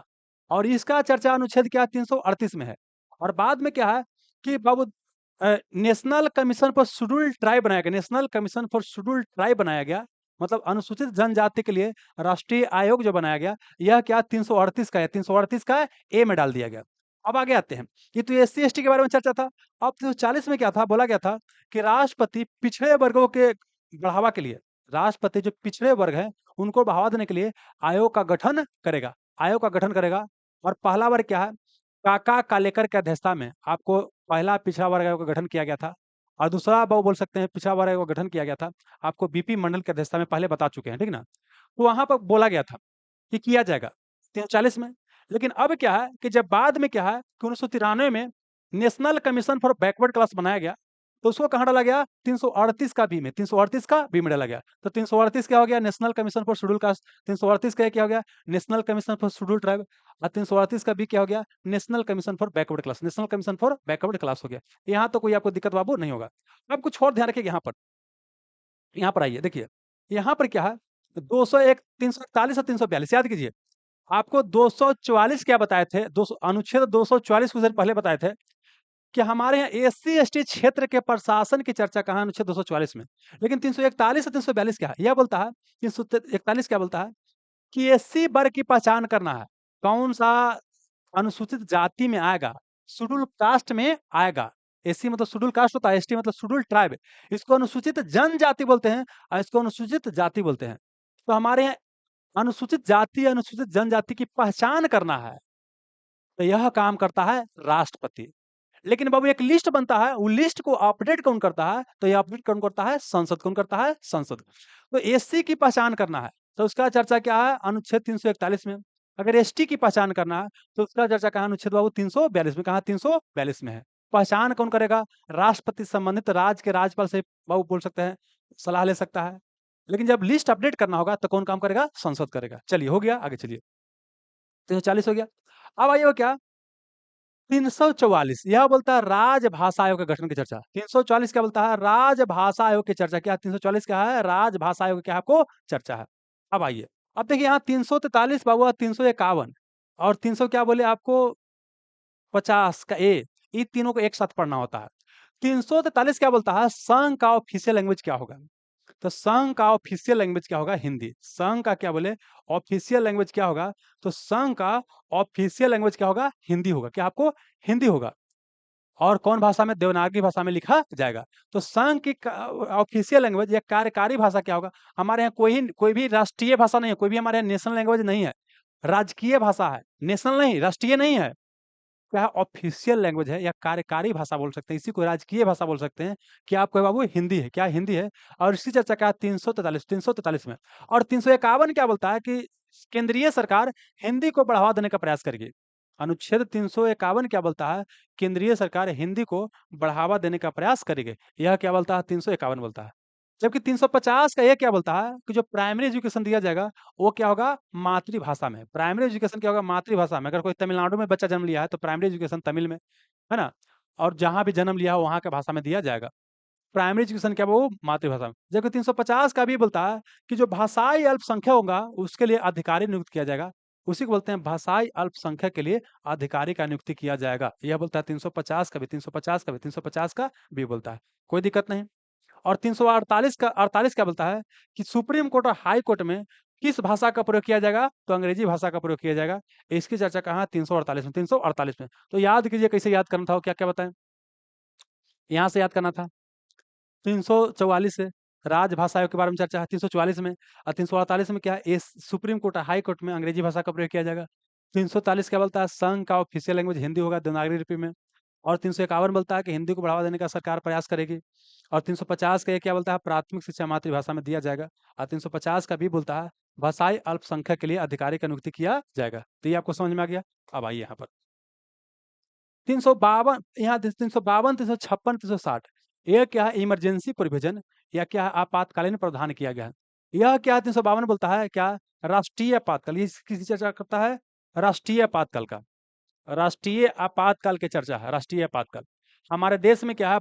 बाह्य आक्रमण हमारे ऊपर हो गया, या हम युद्ध में संलग्न है, या हमारे देश के अंदर कहीं सशस्त्र विद्रोह हो गया, तो ये क्या है? नेशनल इमरजेंसी लगाया जाता है 352 के तहत। यह राष्ट्र, देखिए आपातकाल हमारे कौन लगाता है? राष्ट्रपति लगाता है, ठीक है। लेकिन यहाँ पर बोला गया है कि प्रधानमंत्री मंत्रिमंडल के लिखित सिफारिश पर लगाएगा। और इसको जोड़ा गया कि प्रधानमंत्री क्या है कि मंत्रिमंडल के लिखित सिफारिश पर ही नेशनल इमरजेंसी लागू कर सकता है। यह बाबू क्या है? संविधान में 44वें नंबर का संशोधन किया गया था 1978 में। मोरारजी देसाई के प्रधानमंत्री थे और जनता पार्टी की सरकार था, उनके द्वारा यह किया गया था। और यहीं पर क्या है? एक मंत्रिमंडल शब्द जोड़ा गया। पहले हमारे संविधान में क्या है? मंत्री परिषद शब्द की चर्चा अनुच्छेद 74 में था। लेकिन यहाँ पर क्या है कि मंत्रिमंडल शब्द जोड़ा गया। और इसी संविधान संशोधन के तहत मंत्रिमंडल शब्द को जोड़ा गया। और मंत्रिमंडल शब्द की चर्चा वर्तमान में कितना है? एक बार आपको है। 356 क्या बोलता है? यह है राष्ट्रपति शासन। इसी को बोलते हैं संवैधानिक आपातकाल। क्या बोलते हैं? संवैधानिक आपातकाल बोलते हैं। संवैधानिक आपातकाल कहा जाता है। इसी को बोलते हैं राष्ट्रपति शासन। राष्ट्रपति शासन इसी को बोलते हैं प्रेसिडेंट रूल कहा जाता है। राज्यपाल के सलाह से राष्ट्रपति किसी राज्य में राष्ट्रपति शासन लगा सकता है, ठीक है। और ये क्या है? वित्तीय आपातकाल। देश का आर्थिक स्थिति खराब हो गया तो वित्तीय आपातकाल लगाया जाता है, फाइनेंशियल इमरजेंसी लगाया जाता है। और यहाँ पर क्या है? वित्तीय आपातकाल अब तक एक बार भी आपको नहीं लगा है, ठीक है। चलिए, ये अब राष्ट्रीय आपातकाल 3 बार लग चुका है। और ये तो बड़ी बार 100 से भी अधिक बार लग चुका है राष्ट्रपति शासन। आई नहीं लगा एक बार भी। 52, 4, 56, 4, 60 सब में चर्चा जोड़िएगा। 352, 352, 4, 56, 356, 4, 60 हो गया। 365 क्या बोलता है? अगर केंद्र सरकार क्या है? राज्य को कोई क्या है? काम करने का आदेश देता है। और केंद्र सरकार क्या है कि राज्य के आदेश को फॉलो नहीं करता है, तो वैसी स्थिति में भी क्या है कि राज्य में राष्ट्रपति शासन लगाया जा सकता है। ये इसकी चर्चा कहाँ है? अनुच्छेद 365 में। तो यहाँ पर इतना आपको याद बाबू करना था। अब आगे आइए 368 क्या बोलता है कि संविधान में संशोधन की आवश्यकता होगा तो संविधान में संशोधन किया जा सकता है। संविधान में क्या बोले? आपको संशोधन किया जा सकता है। और इस संशोधन की प्रक्रिया हमने कहाँ से लिया है? तो यह संशोधन की प्रक्रिया हमने लिया है कहाँ से लिया है? तो यह प्रक्रिया हमने कहाँ से लिया है? तो साउथ अफ्रीका, दक्षिण अफ्रीका के संविधान से आपको लिया है। इसको क्या करना है? ध्यान रखना। 370 की बात करता है। यह बोलता है जम्मू कश्मीर को विशेष राज्य का दर्जा मिला हुआ था। अनुच्छेद 370 क्या था? जम्मू कश्मीर को विशेष राज्य का दर्जा मिला हुआ था। हालांकि 2019 में विशेष राज्य को जो दर्जा मिला था कि उसका अलग झंडा होगा, दोहरी नागरिकता होगा, है ना, भारत का पूरा कानून वहां लागू नहीं होगा, ये सब क्या कर दिया गया है? समाप्त कर दिया गया है। तो मतलब वर्तमान में बोल सकते हैं कि वो भारत का सारा कानून क्या होता है वहां पर लागू होता है। और एक और 35 का ए भी क्या था? आपको जम्मू कश्मीर से ही संबंधित था।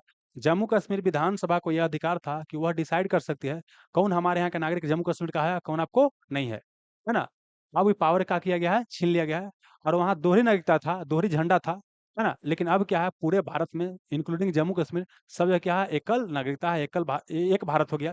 भारत का पूरा कानून क्या होगा, वहां पर आपको लागू होगा, और भारत के आम आदमी भी वहां पर जाकर के बस सकता है। पहले बस नहीं सकता था, लेकिन अब जाकर के बस सकता है। आइए, 371 क्या बोलता है, कुछ राज्यों को क्या है, कुछ विशेष प्रावधान किया, कुछ राज्यों के लिए कुछ विशेष प्रावधान किया गया है। यह क्या है 371 में, अब सुनिएगा, जानते क्या, इसमें आजकल ये भी पूछता है कि 371 का ए का संबंध किससे है, बी का संबंध किससे है, सी का संबंध किससे है। तो ये सब बाबू रट के याद करना पड़ेगा। अब रटिए बाबू, आइए रटिए इसको। देखिए, 371 अगर बोलिएगा ए, पहले 371 बोलिएगा, तो ये क्या है कि महाराष्ट्र और गुजरात को क्या है, विशेष क्या है, प्रावधान किया गया है, विशेष राज्य का कुछ दर्जा दिया गया है, विशेष प्रावधान किया गया।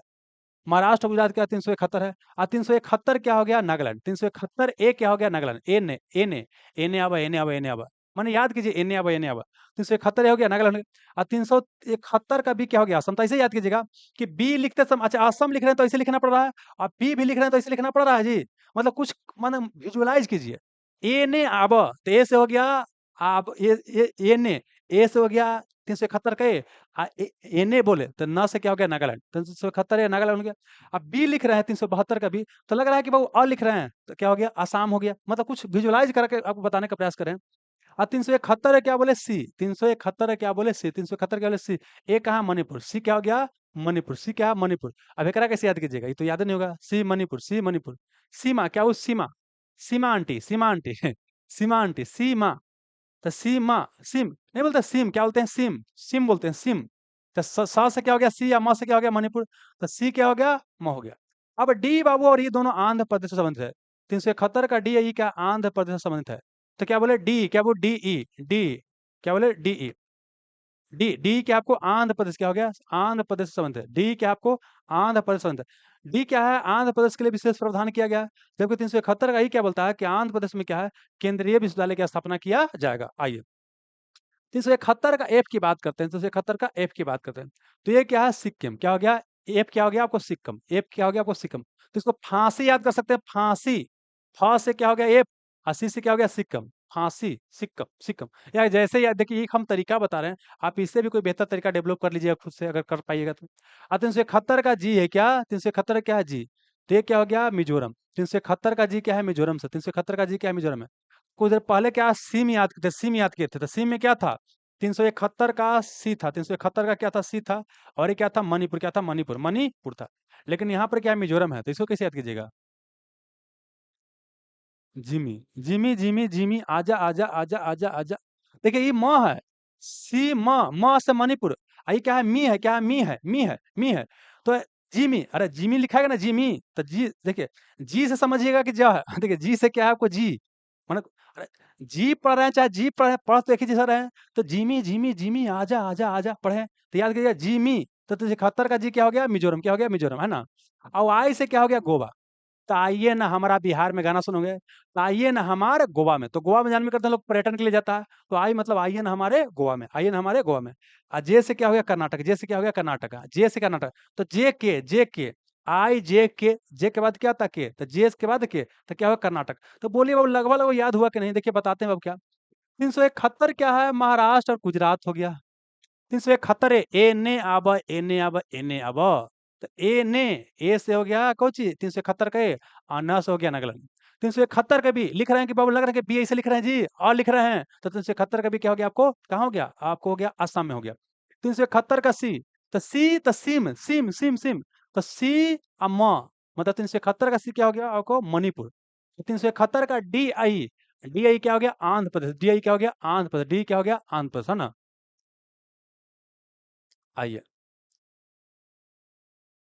इसको ऐसे कि दिनमो में ये अंधराल चलित है, दिनों में ही अंधराल चल रहा है। गौवा में बोलता नहीं जे, कि दिनमो में ये अंधराल चल रहा है। दी से क्या हो गया, दी से हो गया दिनमा में।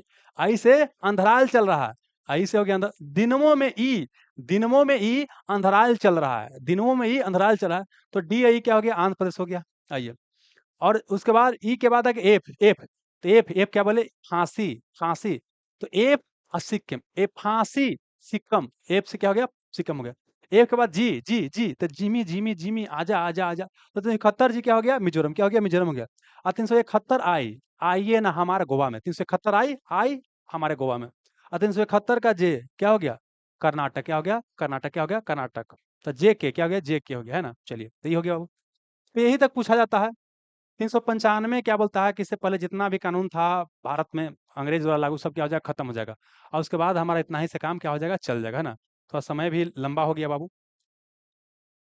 बताइएगा, यहाँ तक समझने में कोई परेशानी है बबुआ? बैटरी वगैरह ना, थोड़ा सा बैटरी चेंज कर देते हैं वो ना, तो फिर पढ़ाते पढ़ाते क्या हो जाएगा, गड़बड़ा जाएगा। रुकिएगा थोड़ा सा।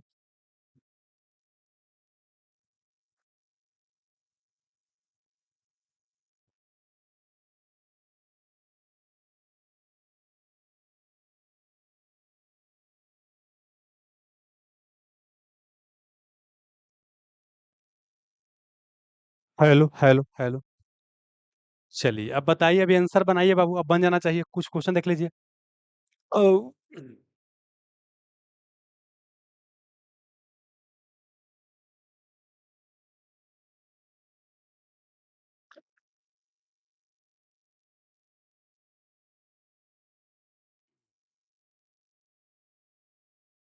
चलिए बाबू,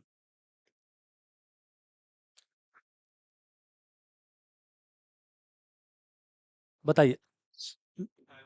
ठीक है, यहाँ तो कोई दिक्कत नहीं है।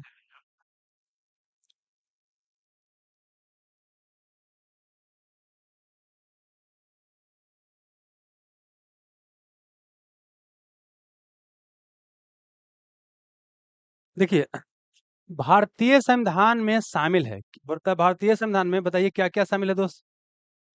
395 अनुच्छेद, अच्छा 371 अनुच्छेद है नहीं, 372 अनुच्छेद है नहीं, 381 अनुच्छेद है नहीं, तो इसी खत्म हो जाएगा। तो यही बना, 395 अनुच्छेद था मूल में, 22 भाग था। हालांकि मूल संविधान में क्या था, 8 अनुच्छेद था, बाद में 4 जोड़ा गया था, 12 हो गया। लेकिन बाबू इस तो आंसर होबे नहीं करेगा, तो बाबू ये मानना पड़ेगा कि दो को पूछा मूल, एक को पूछा कुछ आपको अलग वाला।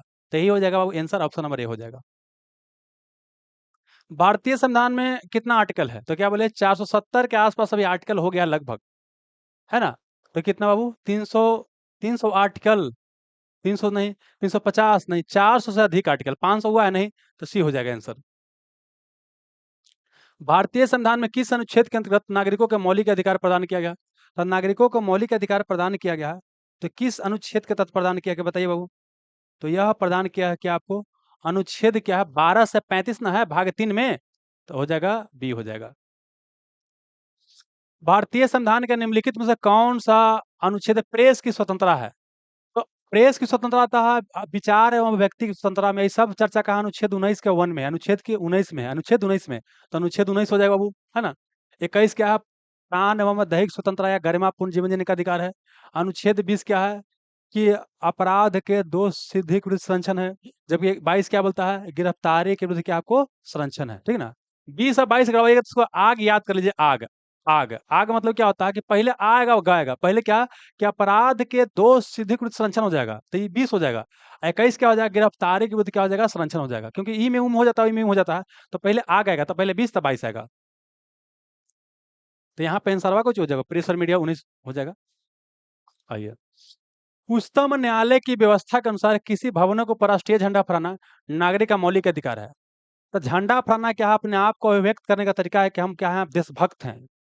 तो अभिव्यक्ति स्वतंत्रता का अनुच्छेद 19 का 1 में है, तो आंसर क्या हो जाएगा, वो अनुच्छेद 19 का 1 का, ये अनुच्छेद 19 का 1, इसी में प्रेस मीडिया सब आ जाएगा। अनुच्छेद 14 क्या बोलता है, विधि की समझ समता। अनुच्छेद 21 क्या है, गरिमापूर्ण जीवन जीने का अधिकार। अनुच्छेद 25 क्या बोलता है, इस बोलता है क्या, किसी भी धर्म को मान सकते हैं, उसके जैसा आचरण कर सकते हैं, उसका प्रचार प्रसार कर सकते हैं, अनुच्छेद 25 बोलता है।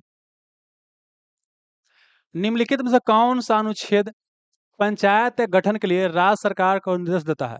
तो अनुच्छेद 40 क्या है, कि निर्देश देता है ग्राम पंचायत गठन की चर्चा के। इसी के बाद में क्या हुआ कि संवैधानिक संशोधन करके 73वां के तहत क्या हुआ, आपको अनुच्छेद 243 का ए से ओ तक जोड़ दिया गया, पंचायती राज। अनुच्छेद 48 क्या बोलता है, क्या बोलता है क्या, कि जो भी क्या है, गाय है, जानवर है, दुधारू पशु है, उसको हत्या नहीं किया जाएगा, 48 बोलता है। और 48 का ए क्या बोलता था, कि आपको जो वन है, वन्य जीव है, उसको बचाया जाएगा। अनुच्छेद 50 क्या है, कि न्यायपालिका और कार्यपालिका से स्वतंत्र और पृथक रखा जाएगा। अनुच्छेद 43 क्या बोलता है, बोलता है कि जो सेना में लोग काम करते हैं, उनके मौलिक अधिकार को कम किया जा सकता है। ई मिलाने के लिए बोलता है, मिलाइए वो। तो ग्राम पंचायत गठन की चर्चा क्या है, बाबू अनुच्छेद क्या है आपको, 40 में है। तो ए का 5, देखिए ए का 5 कहाँ है, ए का बाबू 5 कहाँ, ए का 5 इसमें नहीं है, ये नहीं, ए का 5 इसमें नहीं है, ए का 5 इसमें है, सिर्फ इसी में है, ये है, तो हमारा यही आंसर हो जाएगा।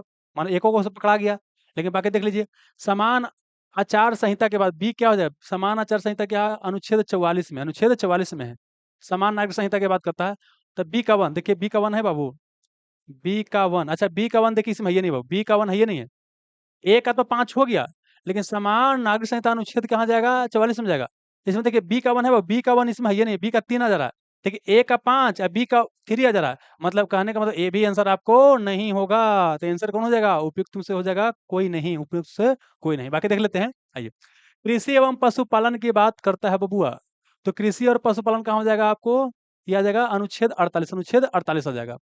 न्यायपालिका कार्यपालिका से पृथक की बात बोलेगा, न्यायपालिका कार्यपालिका से पृथक की बात बोलेगा, तो यह क्या चला जाएगा? अनुच्छेद 50 में।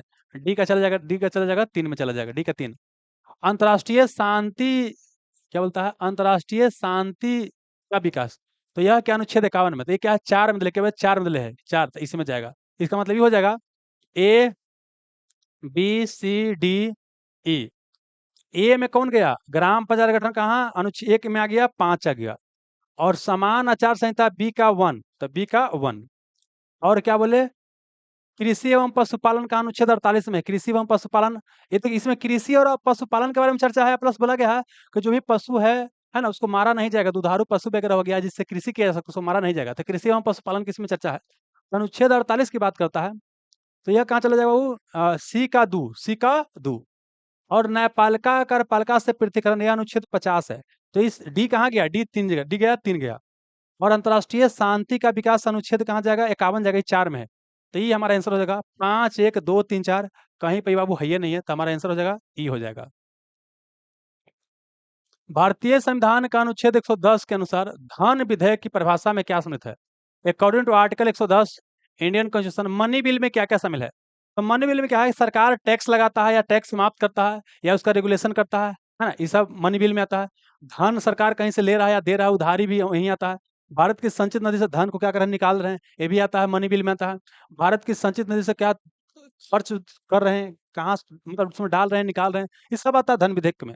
तो यहाँ आंसर हो जाएगा उपयुक्त में से एक से अधिक, ऑप्शन नंबर ई हो जाएगा।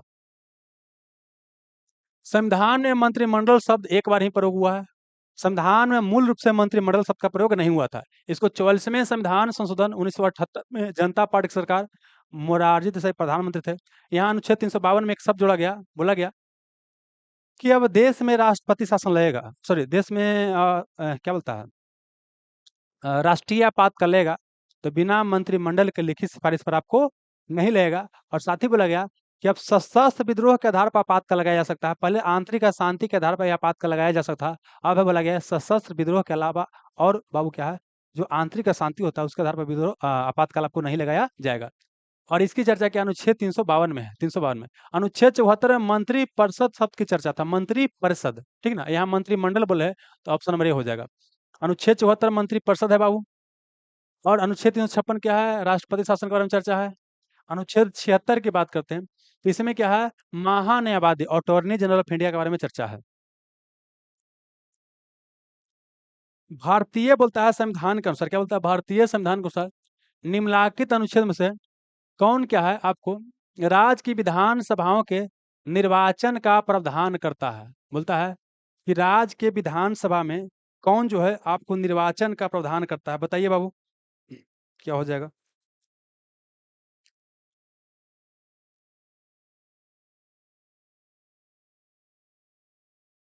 तो देखिए यहाँ पर क्या होगा, अनुच्छेद 170 क्या है? ये बोलता है, यही बोलता है क्या है कि राज्य के विधानसभा का निर्वाचन का प्रावधान कहाँ है? अनुच्छेद कहाँ है? 170 में, अनुच्छेद 170 में। याद कीजिए, बताए थे कि अनुच्छेद 168 में क्या था?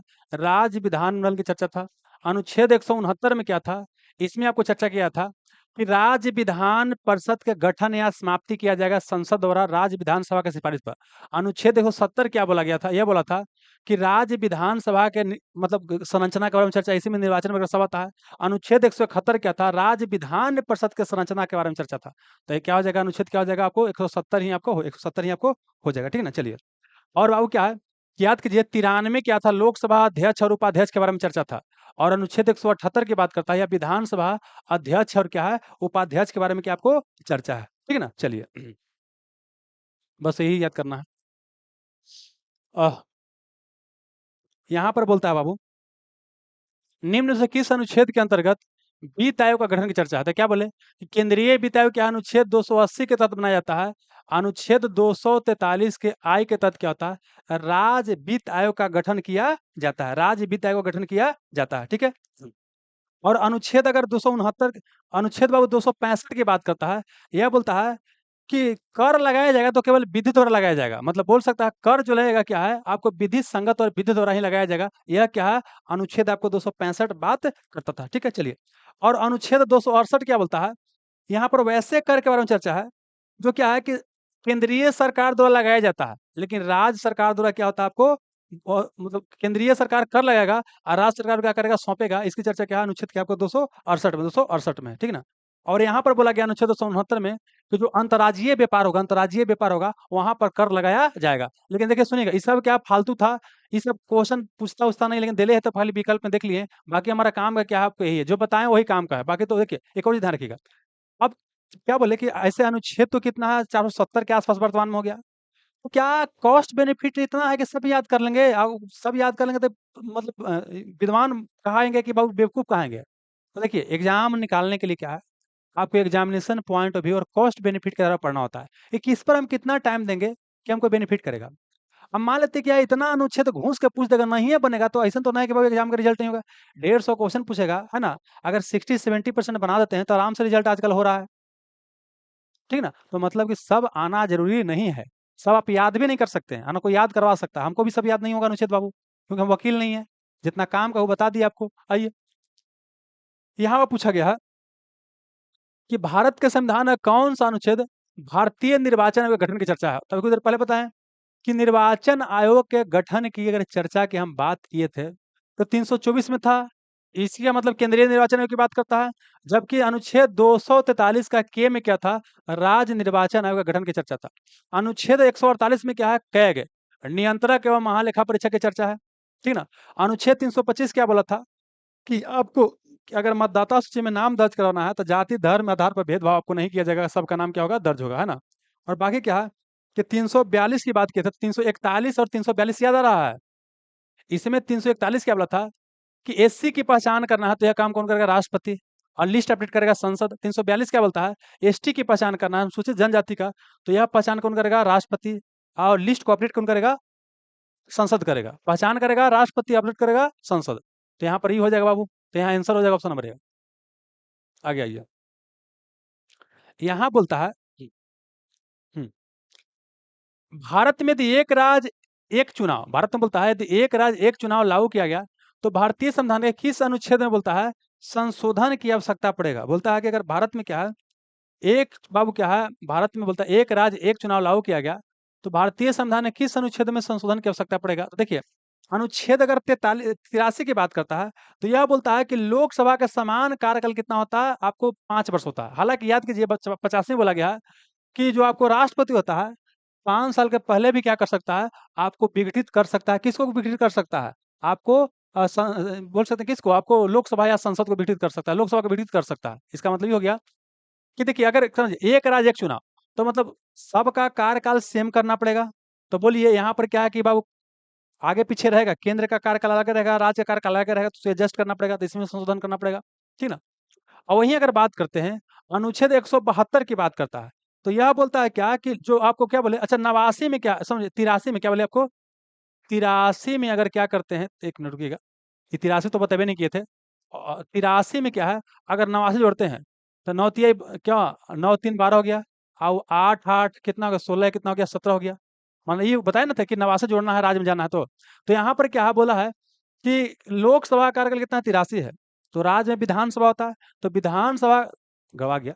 लोकसभा कार्यकाल कितना 5 वर्ष होता है, केंद्र में होता है, तो राज्य में विधानसभा कार्यकाल भी कितना होगा, 5 साल का होगा। कितना, 5 साल का होगा। सही क्या है, 172 में चर्चा, 172 में चर्चा है।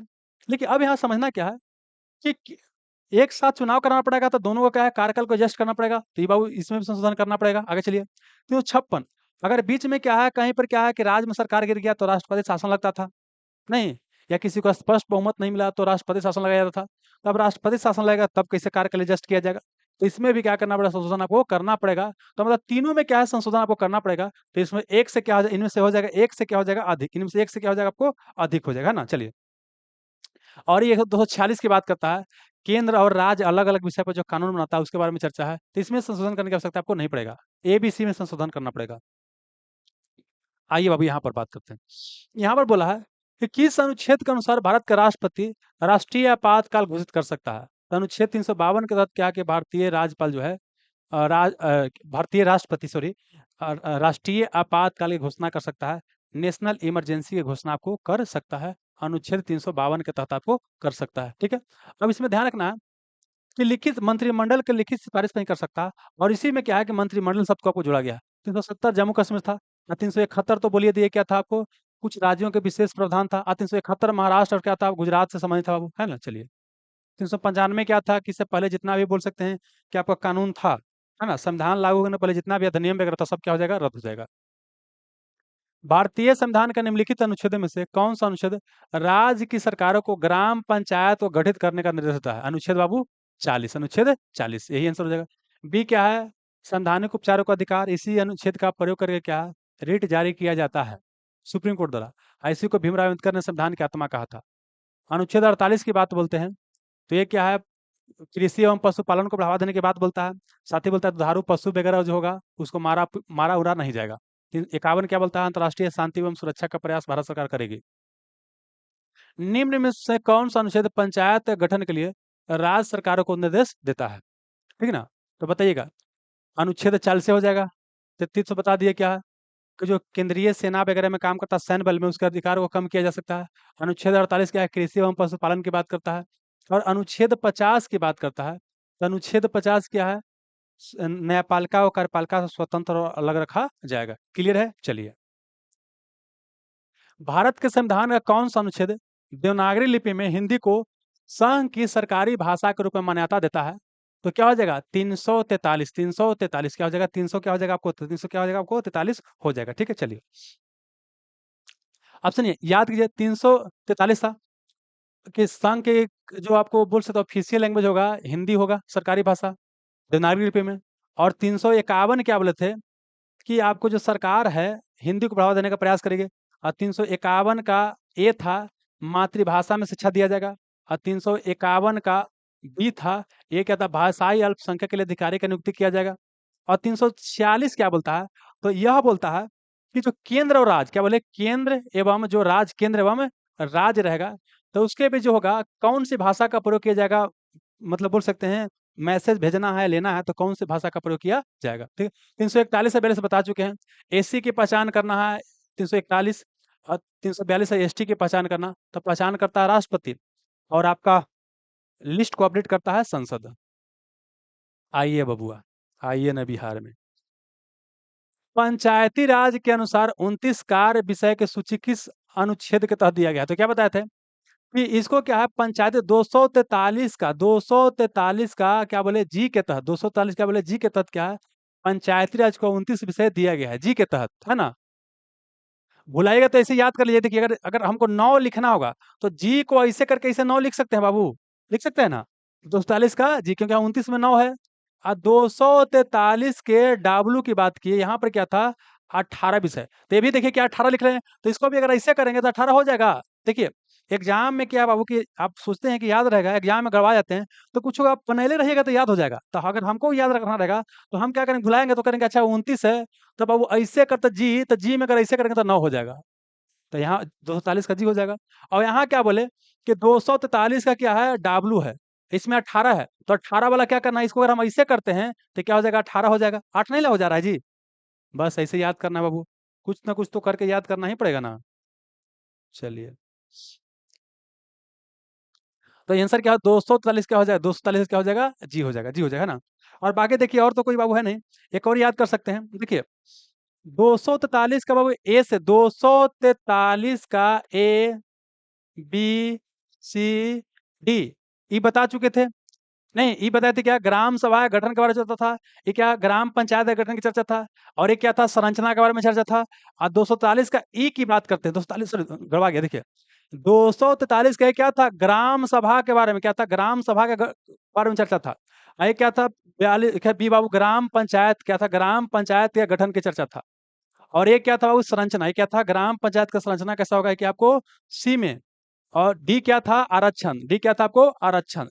और ई क्या है, ई ई एबीसीडी के एबीसीडी में ई क्या आएगा, पांचवा लेटर पाएगा, पांचवा नंबर पाएगा। और 5 साल में क्या होता है ग्राम पंचायत क्या होता है, कार्यकाल होता है। तो ई 5 तो भी क्या 5, 243 का ई क्या है आपको कार्यकाल के बारे में चर्चा है। किसका, कि ग्राम पंचायत का कार्यकाल कितना होगा, तो कितना होगा ये याद कैसे करना है कि वो ई 5वां नंबर पाता है एबीसीडी में, और कार्यकाल भी क्या होता है 5 साल का होता है, तो ई याद करना है, ठीक है ना। चलिए आइए, और ये और तो महत्वपूर्ण नहीं बाबू, और छोड़ देते हैं, इतना ही से काम चलिए, है ना। और 243 का अगर हम बात करते हैं बाबू एज, क्या वो एज की बात एज की बात करते हैं। ये क्या बढ़ता है, पंचायत को धन उगाही के लिए क्या है, आपको कर लगाने का अधिकार, क्या मिलेगा, कर लगाने का आपको अधिकार मिलेगा, ये आपको बोलता है, ये वाला बोलता है, ठीक है। बस इतना ही याद कीजिए, काम चल जाएगा। तो यहाँ आंसर हो जाएगा डी नंबर। अनुच्छेद 243 का जे के अंतर्गत पंचायतों के लेखा प्रबंधन, अंडर आर्टिकल 243 का J who makes the rule related to management of panchayat. मतलब एक पंचायत के अकाउंट का जो मैनेजमेंट होता है, उसके ऊपर कानून कौन बना सकता है, तो सुनिएगा, संसद बाबू कानून नहीं बनाता है, यह राज्य के अंतर्गत, राज्य सरकार के अंतर्गत आता है। और राज्य वित्त आयोग क्या 243 का क्या बोलता है, आई बोलता है। आई क्या है कि राज्य वित्त आयोग का गठन की चर्चा है। लेकिन इसी में अगला 243 का जे है, यह क्या बोलता है कि अकाउंट का मैनेजमेंट के लिए, ये बताए नहीं लेकिन बता देते हैं क्या 243 का जे क्या बोलता है कि राज्य का जो पंचायत का अकाउंट होता है, उसको मैनेजमेंट के लिए क्या है, अब वो कौन कानून बनाएगा, तो राज्य सरकार बनाएगा। और राज्य सरकार के अंतर्गत कानून बनाने का जिम्मेदारी किसको है, राज्य विधान मंडल, राज्य विधान मंडल। तो आंसर हो जाएगा राज्य विधान मंडल, ऑप्शन नंबर क्या हो जाएगा, बी हो जाएगा, क्या हो जाएगा, बी हो जाएगा, है ना। चलिए, मतलब समझ में आया क्या। एक तो बहुत 243 का ए आई भी महत्वपूर्ण था, और 243 से क्या बोले आई जे, और 243 क्या के। यहाँ पर हम 243 आई और के बाबू पहले बता चुके हैं, यहाँ जे बताने के लिए ध्यान नहीं रहा था। तो 243 आई क्या है, राज्य वित्त आयोग की चर्चा है। 243 क्या है, राज्य चुनाव आयोग की चर्चा है। और 243 क्या है, देखिए जैसे पहले आई के बाद जे, आई जे के। आई क्या बोलता है, वित्त आयोग के बारे में चर्चा था। और अगला क्या है कि जो पंचायत का अकाउंट होगा उसको मैनेजमेंट की बात रहेगा। तो 243 क्या है, 243 क्या जे। भारतीय संविधान का कौन सा अनुच्छेद किसी सांसद के बोलता है लाभकारी पद के बारे में क्या है आपको चर्चा करता है, लाभकारी पद पर चर्चा करता था, क्या बताए थे कि 200 सॉरी संविधान का सर क्या बोलता है, which article of the constitution prohibits an MP from holding a lucrative office, क्या बोलता है कि संविधान में कौन संसद किसी सांसद के लाभकारी पद पर लोक लगाता है, मतलब क्या बोलता है कि ऑफिस ऑफ प्रॉफिट, मतलब बोल सकते हैं कोई लाभकारी पद पर क्या है संसद के सदस्य बैठ नहीं सकते हैं। संसद के अगर आप सदस्य हैं तो कोई लाभकारी पद पर बैठेगा तो अब क्या हो जाएगा, सांसद क्या हो जाएगा, समाप्त हो जाएगा। तो इसकी चर्चा कहाँ, अनुच्छेद 101, अनुच्छेद 102 के वन का है, अनुच्छेद 102 के वन का है, वन का है। ए में क्या बोलता है, ए में क्या बोलता है आपको क्या कि ऑफिस ऑफ प्रॉफिट आपको धारण नहीं करना। अगर ऑफिस ऑफ प्रॉफिट धारण करते हैं तो आपका सांसदी क्या हो जाएगा, समाप्त हो जाएगा, ठीक है ना। और यहाँ पर बी बोलता है, यहाँ पर बी बोलता है, अगला क्या बोलता है, अगर दिवालिया, अगर आप पागल दिवालिया हो गए या आप पगला हो गए हैं, तो आपको संसद संस्था खत्म हो जाएगा, ठीक है ना। और अगर हम सी की बात करते हैं तो सी क्या बोलता है, अगर आप भारत के नागरिक नहीं रहे, भारत के अगर नागरिक नहीं रहे, तब क्या है कि आप संसद सदस्य बने होगे, आप नहीं रहिएगा, संसद सदस्य आप बने होगे नहीं रहिएगा, ठीक है ना। और ये डी बोलता है, यह डी क्या बोलता है, ये बोलता है अगर विदेश से कोई लाभ अर्जित करते हैं तो भी क्या है कि संसद के सदस्य आप नहीं रहिएगा। तो एक बार फिर से बताते हैं क्या क्या बोले। 102 का वन का ये क्या बोलता है कि अगर आप कोई ऑफिस ऑफ प्रॉफिट को धारण करते हैं तो आपका सांसद जो है वो खत्म हो जाएगा, संसद के सदस्य के रूप में सदस्यता खत्म हो जाएगा। और 102 के बी बोलता है, अगला बोलता है कि दिवालिया आप पागल हो गए हैं तो भी चला जाएगा।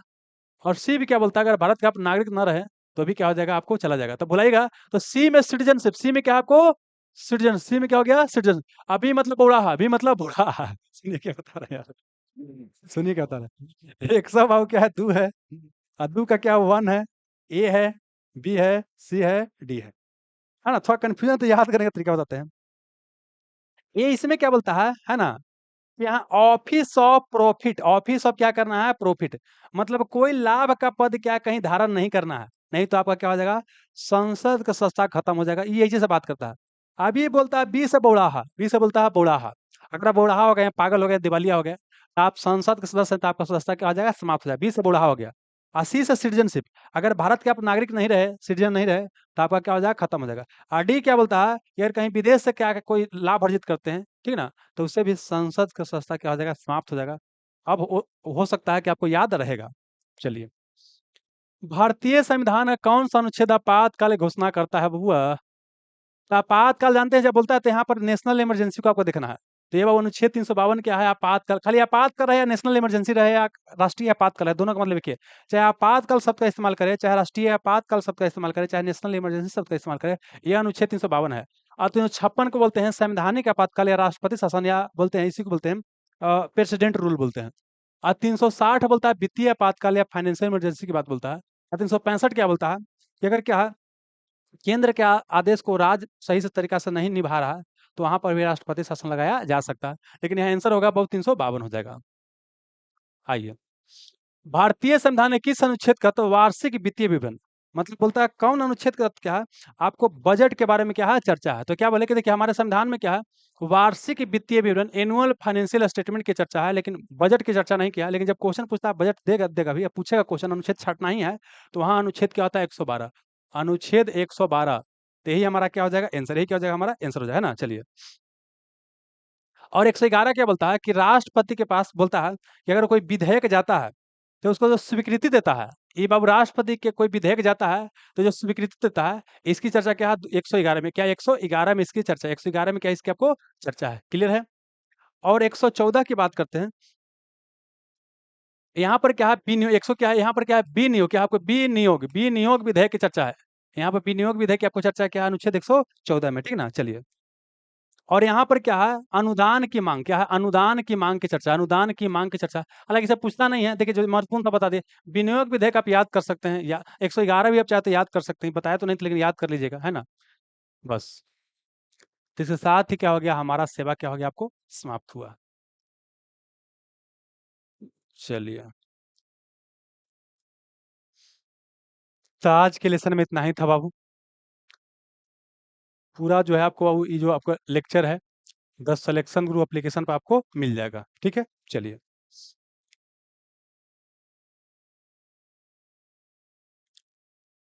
तो आज का सेवा समाप्त करते हैं। यहाँ तक जुड़े रहने के लिए आप सभी का बहुत बहुत धन्यवाद।